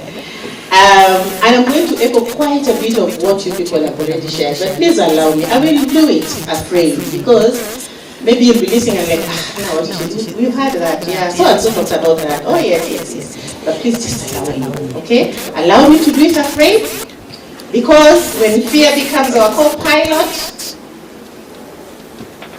and not our driver, what happens? Okay? Yeah, so I have titled my speech, Do It Afraid, when fear becomes your co-pilot, not your driver. Okay? So fear is just moving along with you. So I'll start again by saying good evening, remarkable women, the 11 women and their guests and our allies. Habari ya jioni. Yeah, so in my speech I'll speak quite a bit. I'll keep referring to the stories I've encountered in my many years in media.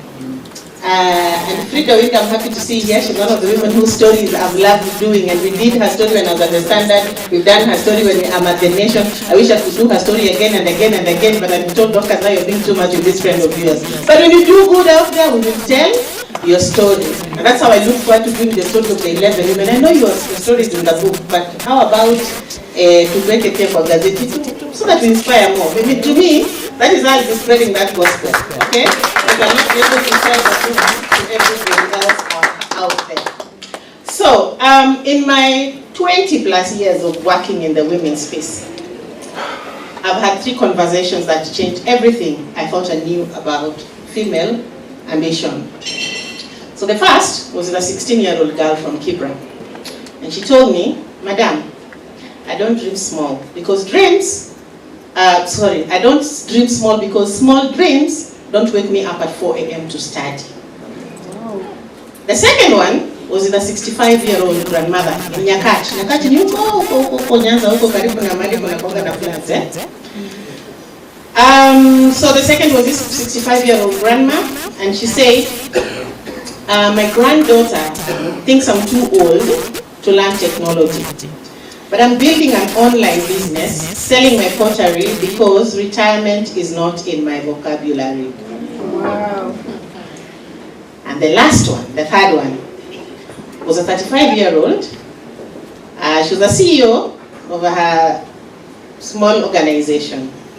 And she whispered, I run a multi-million shilling company. No, multi-million, the moment you have more than $1 million is multi-million. See that? I run a multi-million shilling company, but I still ask my husband's permission to cut my hair. Okay? That's when I understood something profound. Age, education, and economic status do not determine a woman's relationship with her own power. What determines it is her willingness to rewrite the stories she's been told about what's possible for someone like her. And today we are here to celebrate women who've written their stories. Okay? So now, at 2:47 a.m. on a Tuesday night in 2018, Michelle Obama sat at her kitchen table, staring at a blank document on her laptop screen. The cursor blinked mockingly. The former First Lady of the US was about to write the first words of what would become becoming. But in that moment, she was paralyzed by a familiar voice. Who are you to tell your story? Who are you to think people care? She did it anyway, and she did it afraid. That book went on to sell 17 million copies worldwide. So tonight, we gather here to celebrate 11 Kenyan women who made the same choice Michelle Obama made that night. You know, I loved when she said, I don't know who said that she was handing over the writing to, you know, and then your friend also, she did, and she asked you to also do the same, you know? Yeah, but you did it afraid, but did it anyway. The way Michelle Obama did, and her book sold 17 million. How about each one of us sells even 500,000 of this book, right? Let's give him some work. Yeah. So these women had the whispers of doubt, felt the trembling in their knees, acknowledged the fear, and then said, "We are going anyway." And they went. And that's why you're holding that book on your hand. So consider this less of a keynote and more of a conversation among women who understand that courage isn't a destination, but a daily choice. So what's the universal language of fear? So ladies and gentlemen, fear speaks fluent Kiswahili, inaongea Kiingereza, speaks Kijaluo, Borana, Kikuyu, name it, and every language in between. But here's what I've learned from my own journey as a gender advocate. Fear doesn't come to destroy us. Fear comes to inform us that we are about to do something significant. And I think you had that here quite a bit, right? So, in my work, I've observed a fascinating pattern. So the 17-year-old girl applying to university, despite her family saying education is wasted on girls, education is wasted on girls, experiences the same physiological fear response as a 45-year-old executive pitching to the board for the first time. So what I've learned from interviewing women across every demographic is this: fear is democratic. It visits the illiterate grandmother starting a poultry project. With the same intensity, it visits the PhD holder launching her startup. So the research in this remarkable book, there's a research that's, I think, in the forward, tells us that 75% of executive women have experienced imposter syndrome. In Kenya, more than 60% of women in media leadership report anxiety about competence. But here's the revolutionary truth that Agnes, Bilha, Jacqueline, Teresia, Victoria, Grace, Josephine, Khadija, Mutonyi, Naomi, and Vivian discovered that the goal is not to eliminate fear. The goal is to make fear your passenger, not your pilot. So three truths about doing it afraid. Number one, fear is information, not instruction. When Oprah Winfrey was fired from her first television job in Baltimore, told she was unfit for television news, and I believe you know why she was told she's unfit, isn't it? She was told she was also fit, to be seen on the screen. Fear told her she wasn't good enough. But instead of following fear's instructions to quit, she listened to fear's information. This matters to you. Find another way. And she did. And she became a global star. She remains so, and she's a role model to so many of us. So again, in my journey, in my gender work journey, I've noticed something profound. So women who transform their lives have learned to distinguish between fear's instruction and fear's information. The instruction says, stop, you're not ready, you don't belong here. The information says, this matters deeply to you. That's why it feels so significant. So I remember interviewing a domestic worker who was studying for her KCPE at the age of 14.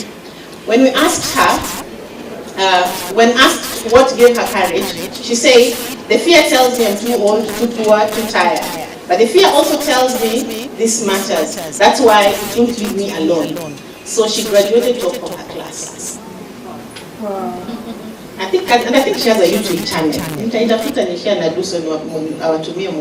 A very inspirational story.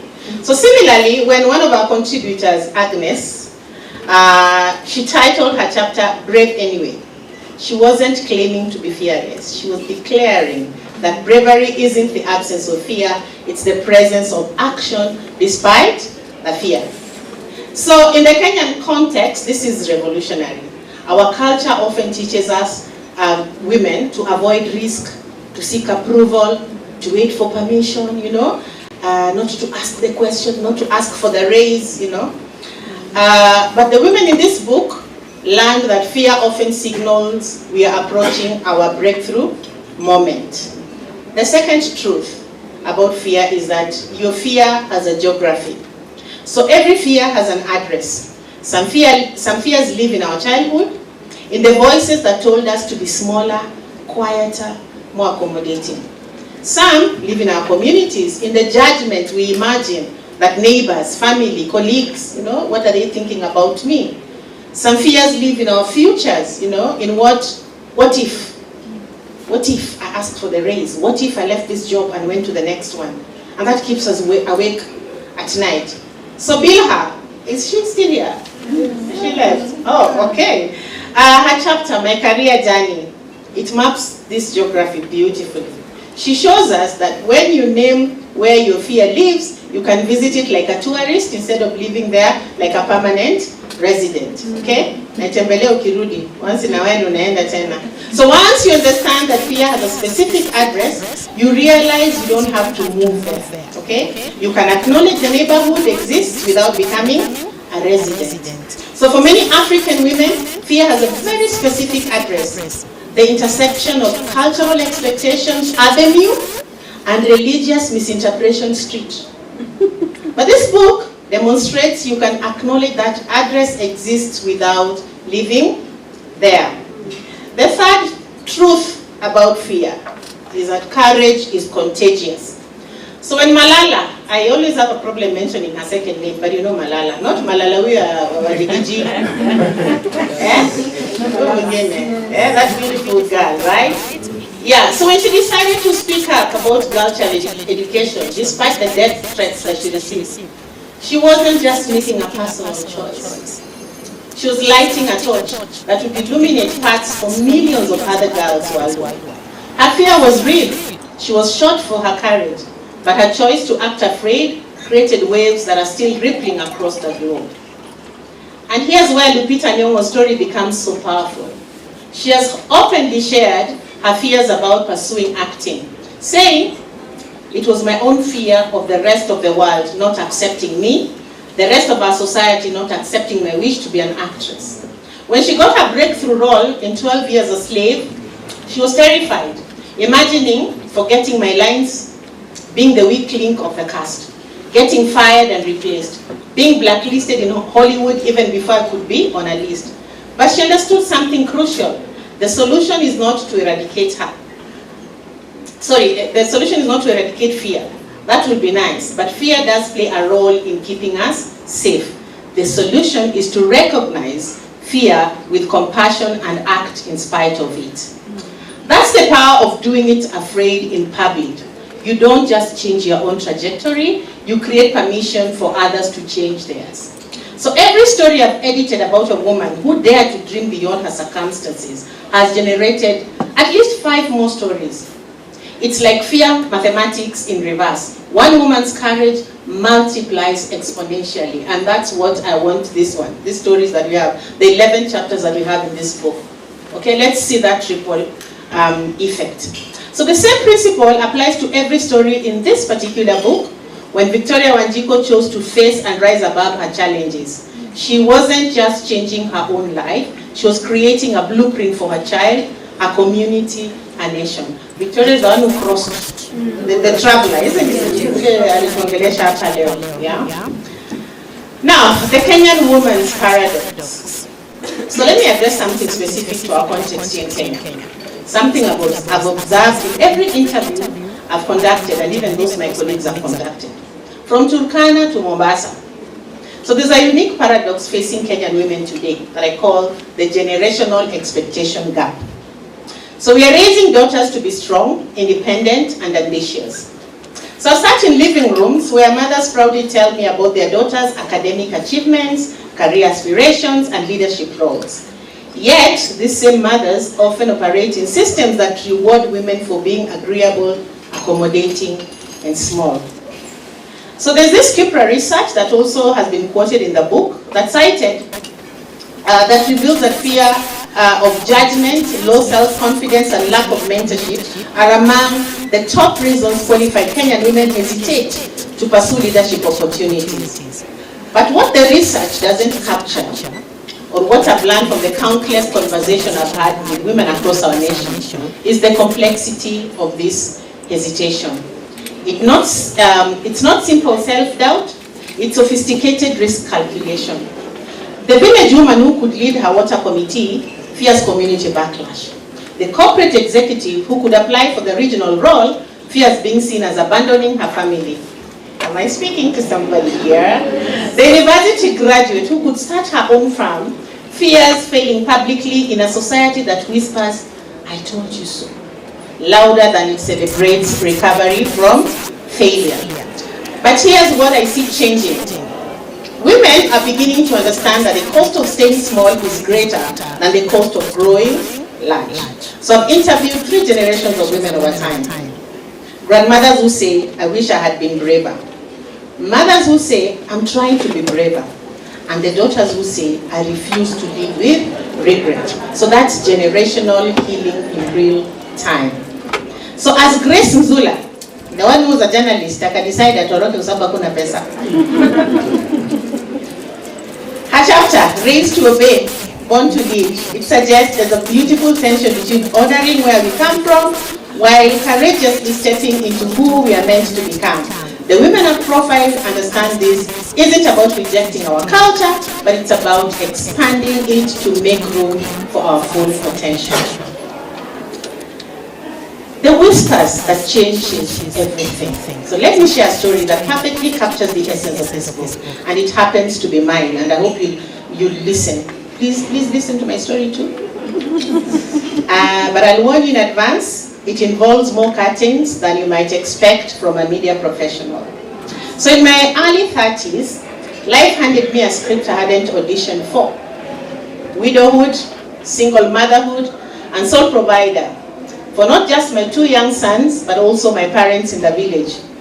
As a high school teacher at that time, I was earning 50,000 shillings. At least I was better than Yango got 15, mine was 50. So I was doing the math, and the math wasn't mathing. It was not adding up. So fear had plenty to say about my situation. You can't afford to take risks now. Stay safe. Stay where you are. At least teaching is secure. You know, those days, job security was guaranteed. In fact, by the time I was leaving campus, my dad knew my daughter has a job because it was straight from KU, you're posted to a school. So I started, of course I didn't start earning 50. I think it was 14,000 when we were starting, but that was many years before she was born. Now, so teaching was secure. So I mean, the teaching job, I'm assured of my job.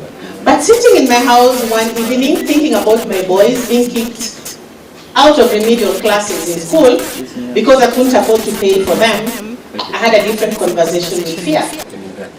I said, "Fear, I hear you, but I also hear my children's future calling, and it's louder than you are." So I did something that my bank account called crazy, and my heart called necessary.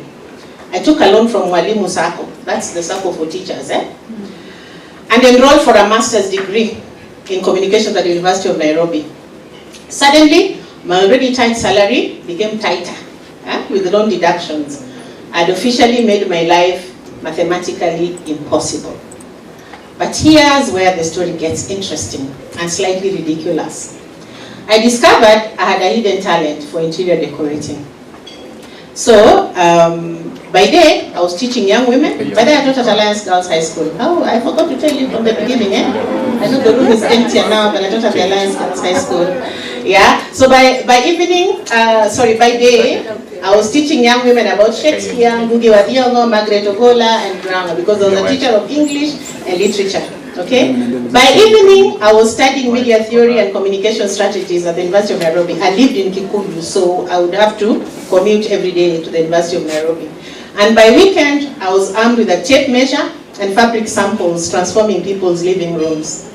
So I became the queen of multitasking, marking papers while cutting fabric, studying for exams while sewing cushion covers late into the night. My living room looked like a textile factory had exploded, and my children learned to do their homework around bolts of fabric. I'm pretty sure my neighbors thought I was running some sort of underground curtain cartel. The fear was constant. What if you fail your degree? What if the side business doesn't work? What if? But I discovered something powerful. When your why is bigger than your what if, you find strength you didn't know you possessed. In 2009, before I even graduated, opportunity knocked in the form of an editorial position at one of Kenya's leading media houses, that is Standard Group. The salary would double what I earned as a teacher. Sophia immediately called me into an emergency meeting. Your children are too young. Corporate jobs are insecure. What if you fail? But by then, I had learned fear's language. I knew it was just trying to keep me in my comfort zone. which frankly wasn't all that comfortable anyway. I took the job. I graduated with my master's in 2012, and today I can look back and say to the Almighty, we did it. Fear talked a lot, but faith walked further. So that journey taught me something crucial. The stories that scare us to live are often stories the world most needs to see live. And sometimes the most extraordinary transformations begin with the most ordinary decisions to trust that we are stronger than our circumstances suggest. So the mathematics of courage. So here's what I've learned from the mathematics of courage. Preparation plus fear plus action is equal to transformation. And let me add a disclaimer here. When I say preparation, I don't mean waiting until you are 100% ready. If we waited for that, half the businesses in Nairobi would never have opened. And most of the women in this room would still be sitting on their dreams waiting to get to 100%. And then notice that in my mathematical calculation, fear is not subtracted from the equation. It's part of the formula. The women in this book did not wait for fear to disappear. They prepared the best they could, acknowledged their fear, and then acted anyway. So what I've observed across hundreds of interviews is that women often mistake thoroughness for procrastination. We research endlessly, plan meticulously, and prepare exhaustively. Not because we are naturally more careful, but because we've been taught that we get fewer chances to fail and recover than our male counterparts. So this equation helps us to understand that preparation has a point of diminishing returns, and that fear will always be present, but action is what creates transformation. Josephine's chapter on overcoming fear in public speaking and leadership is a masterclass in this mathematics. She didn't overcome fear by becoming fearless, she overcame fear by becoming fearful, full of fear, that she transformed into a fuel for her own purpose. So your moment is now. So as you celebrate this book tonight, I want you to think about your own 2:47 a.m. That's Michelle Obama 2:47 a.m. moment. Okay? What's the thing you've been wanting to do, create, say, or become? What's the dream that makes your heart race, both with excitement and terror? After years of documenting women's journeys, I've learned something that might surprise you. The dream that scares you the most is rarely the one that will destroy you. It's the one that will reconstruct you. I've interviewed women who feared starting businesses and ended up employing hundreds of other people. I've spoken with mothers who feared pursuing education and technology and ended up teaching digital literacy to their age mates. The pattern is consistent across demographics. I've studied, all the demographics I've studied. The fear that keeps you awake at 2 a.m. isn't warning you of a disaster, it's alerting you to significance. So here's your permission slip. You don't have to be ready, you don't have to be perfect, you don't have to have all the answers. You just have to be willing to trust that your dreams chose you for a reason. And that reason is bigger than your fear. The invitation, Khadija, you spoke before, can you still here? Yeah, she writes about how women can maximize execution by overcoming fear. But let me tell you what execution really looks like. It looks like sending the email even when your hands shake. It looks like starting the business even when you don't have all the funding. It looks like writing the book even when you think no one will read it. It looks like speaking up in the meeting even when your voice trembles. So in my life journey, I've identified what I call the execution paradox. The women who execute most effectively aren't the ones who feel most ready, okay? They're the ones who've learned to act before they feel ready. We don't have to wait for that 100% to start. So I've sat across from women who built multi-million shillings enterprises, who've led community transformations, who've broken generational cycles, and every single one has told me the same thing. I started before I was ready, but I was ready enough. I started before I was ready, but I was ready enough. So it looks like these 11 women who decided that their dreams were bigger than their fears, the 11 in the book. But more importantly, it looks like you, right here, right now, making the decision that your contributions to this world matters more than your comfort zone. So the execution strategy I've observed across different demographics share one common element. They all begin with a woman who stops asking, what if I fail? And starts asking, what if I don't try? So let's close by the legacy that we leave.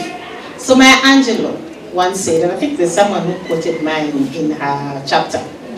So Maya once said, courage is the most important of all the virtues, because without courage you can't practice any other virtue consistently. But I want to add something to that wisdom. Courage is also the most generous of all virtues, because when you choose courage, you give permission to everyone around you to choose it too. Again, in my career journey, I've tracked what I call ripple effect. How one woman's courage creates permission for others to act. The market woman who goes back to school doesn't just transform her own life. She shows her daughters and neighbors that education has no expiry date. The corporate executive who starts her own firm doesn't just create a business. She creates a model of female entrepreneurship that other women can follow. The woman featured in Do It Afraid, the women featured in Do It Afraid, are not just telling us their stories, they're extending invitations. Invitations to their nation to make space for the full brilliance of its women. So tonight, as you leave this room, I want you to carry with you one simple truth. Every woman who ever changed the world did it while she was afraid. Every woman who ever changed the world did it while she was afraid. Think about it. Ellen Johnson Sirleaf. She became Africa's first democratically elected female president. She was terrified when she was challenged, when she challenged corrupt governments, spent time in jail, lived in exile, and faced death threats. But she kept fighting for democracy in Liberia, and eventually led her nation to peace, earning her Nobel Prize, Peace Prize. Lupita Nyong'o was afraid, and I think I've mentioned her earlier on, when she moved from Kenya to Hollywood, knowing the industry had few opportunities for dark-skinned African women. But she pursued her dreams anyway, and became an Oscar winner. Our Nobel Peace Prize winner, Wangari Maathai, was afraid when she planted her first tree and started what seemed like an impossible environment movement. She won a Nobel Peace Prize. So closer home, think about the first woman who dared start a business in your village neighborhood. Think about her. The first one who ran for political office in your constituency. The first one who stood up in a community baraza and demanded to be heard. But they did it anyway. And they did it afraid. So your moment is now. Your voice matters. Your dreams are valid, like Lupita reminded us. The only question left is, will you do it afraid? So because from what I've learned in the years of documenting women's journeys, the world isn't just waiting for what only you can offer. It needs what only you can offer, and it can't wait for you to stop being afraid. And before I say thank you very much, the 11 women, I'm open to tell you your stories. Thank you very much.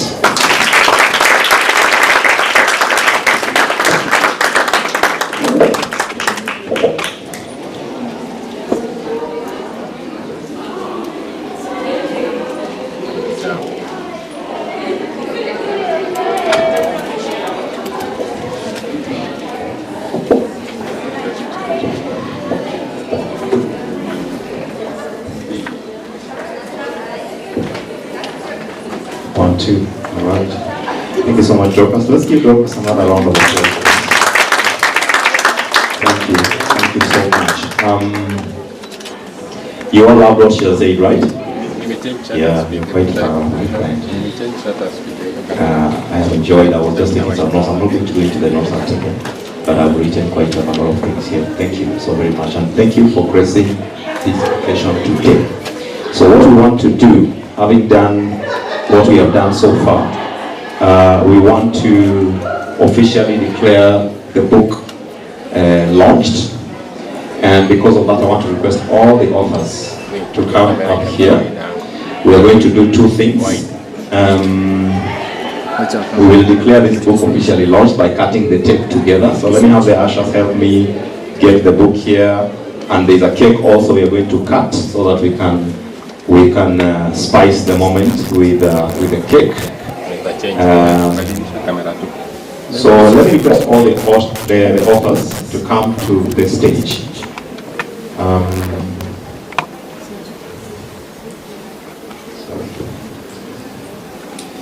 All the authors, please come to the stage. We are going to cut the tape together.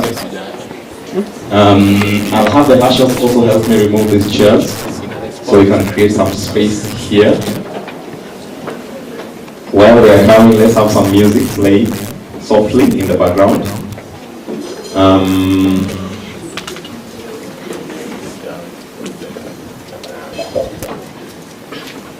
Let's spread this one. So the first thing we're going to do is to have the book declared officially launched. Let me have those special ladies that I recognize join us here because you're also very special. Kuresha, Frida is here still there. Amo Monje, you are our special guests today. So together we declare this book officially launched. And then we are going to be issuing out some certificates here that will help recognize the contribution that these authors have made to the body of knowledge, and of course the achievements that they have achieved so far. So I request our keynote speaker to grab this bundle of books and that Caesar, and then as many authors as possible will stretch their hands toward that to signify the cutting of the tape. Let me help you that.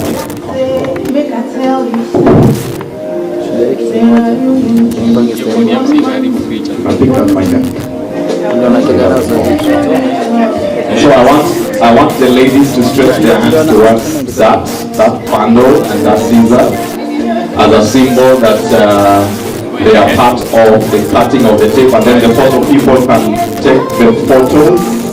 You can take that, put it down also. Thank you. Put it right to the side. Thank you. So the tape is being cut. Let's give them a round of applause as they do that. That signifies the book is officially launched. And this is a very important thing when we are publishing, because it signifies that the book is officially launched. You will hold copies in your hands for purposes of photo. As many of you as can hold, please grab and hold, spread them across to the other end as well. So let's have the photos and the smiles.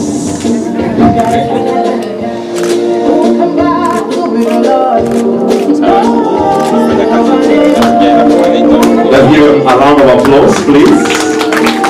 Thank you so much. Immediately following that, we want to issue this certificate. Let me have one of the ushers come here to help me holding them. Yeah, so we want to give them this certificate. As I say, these certificates are a way of celebrating their contribution and indicating that we recognize their contribution to the growing body of knowledge. And also to go to Modoni. Is there somebody here to receive for her? Who was receiving for Modoni? All right. The next one goes to Grace Zula. So we'll give her. Turn it this way so that the cameras can see it nicely. This way. Yes, thank you. Thank you so much. The next certificate goes to Wanjiko Victoria Muraya. Somebody was receiving for Victoria.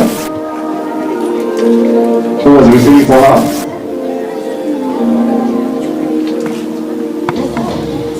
Agnes, can you receive for her? Okay, let's have you receive for her. Applause as she receives for Victoria. Victoria is one of the ladies that spoke to us from abroad. And then we have Josephine Osumo.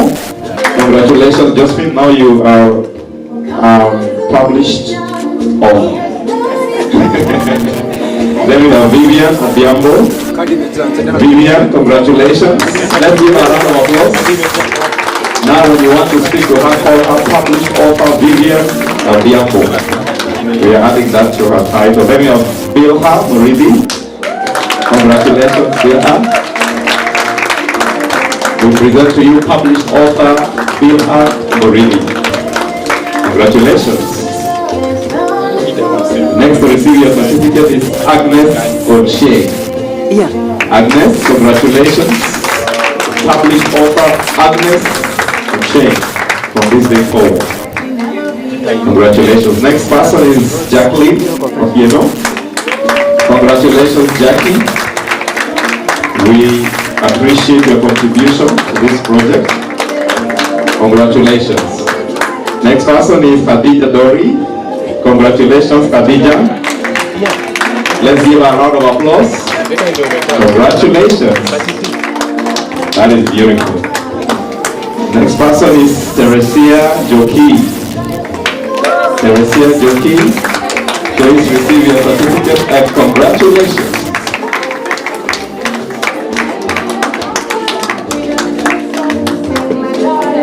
All right. Congratulations. The next person is Naomi Kimani. Congratulations, Naomi. Let's give her a round of applause.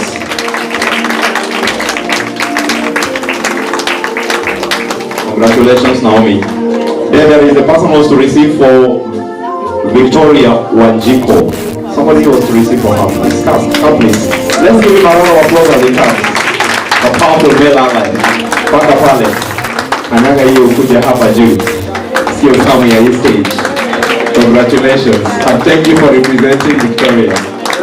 That is very, very powerful. So you can hold your certificates like this so that the cameras can be able to take that.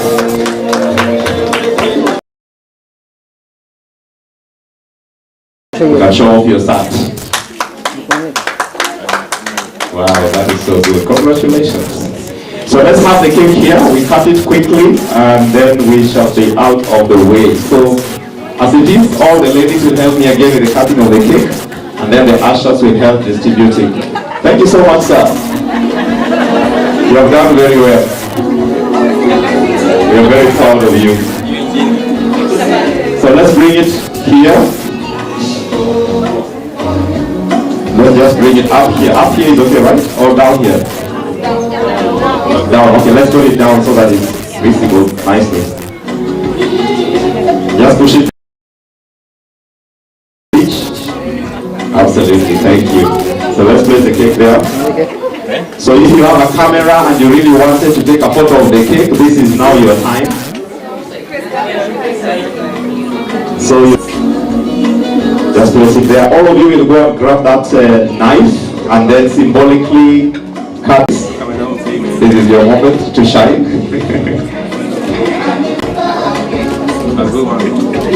Congratulations once again. Congratulations once again. Thank you so much.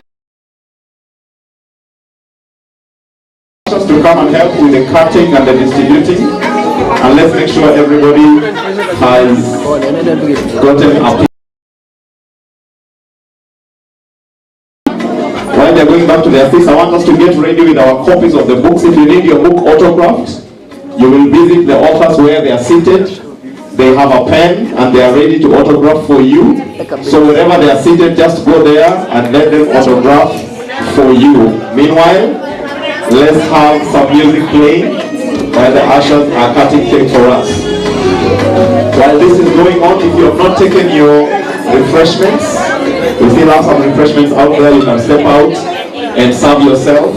If you need to take photos with the authors or with the speaker or with myself, you can just approach any of them and do that. Make sure your book is autographed with all the authors. As many autographs as you want. Thank you so very much, everybody who has come. We really want to appreciate all of you. We want to appreciate all of you for coming, and thanks for extending the time, the grace to stay with us up to now. We know we have gone beyond the time, but your patience has been amazing. Thank you so very much. Make sure you get a piece of the cake before we run out of it. We have plenty of cake here. Everybody should be able to get a piece. Thank you so very much.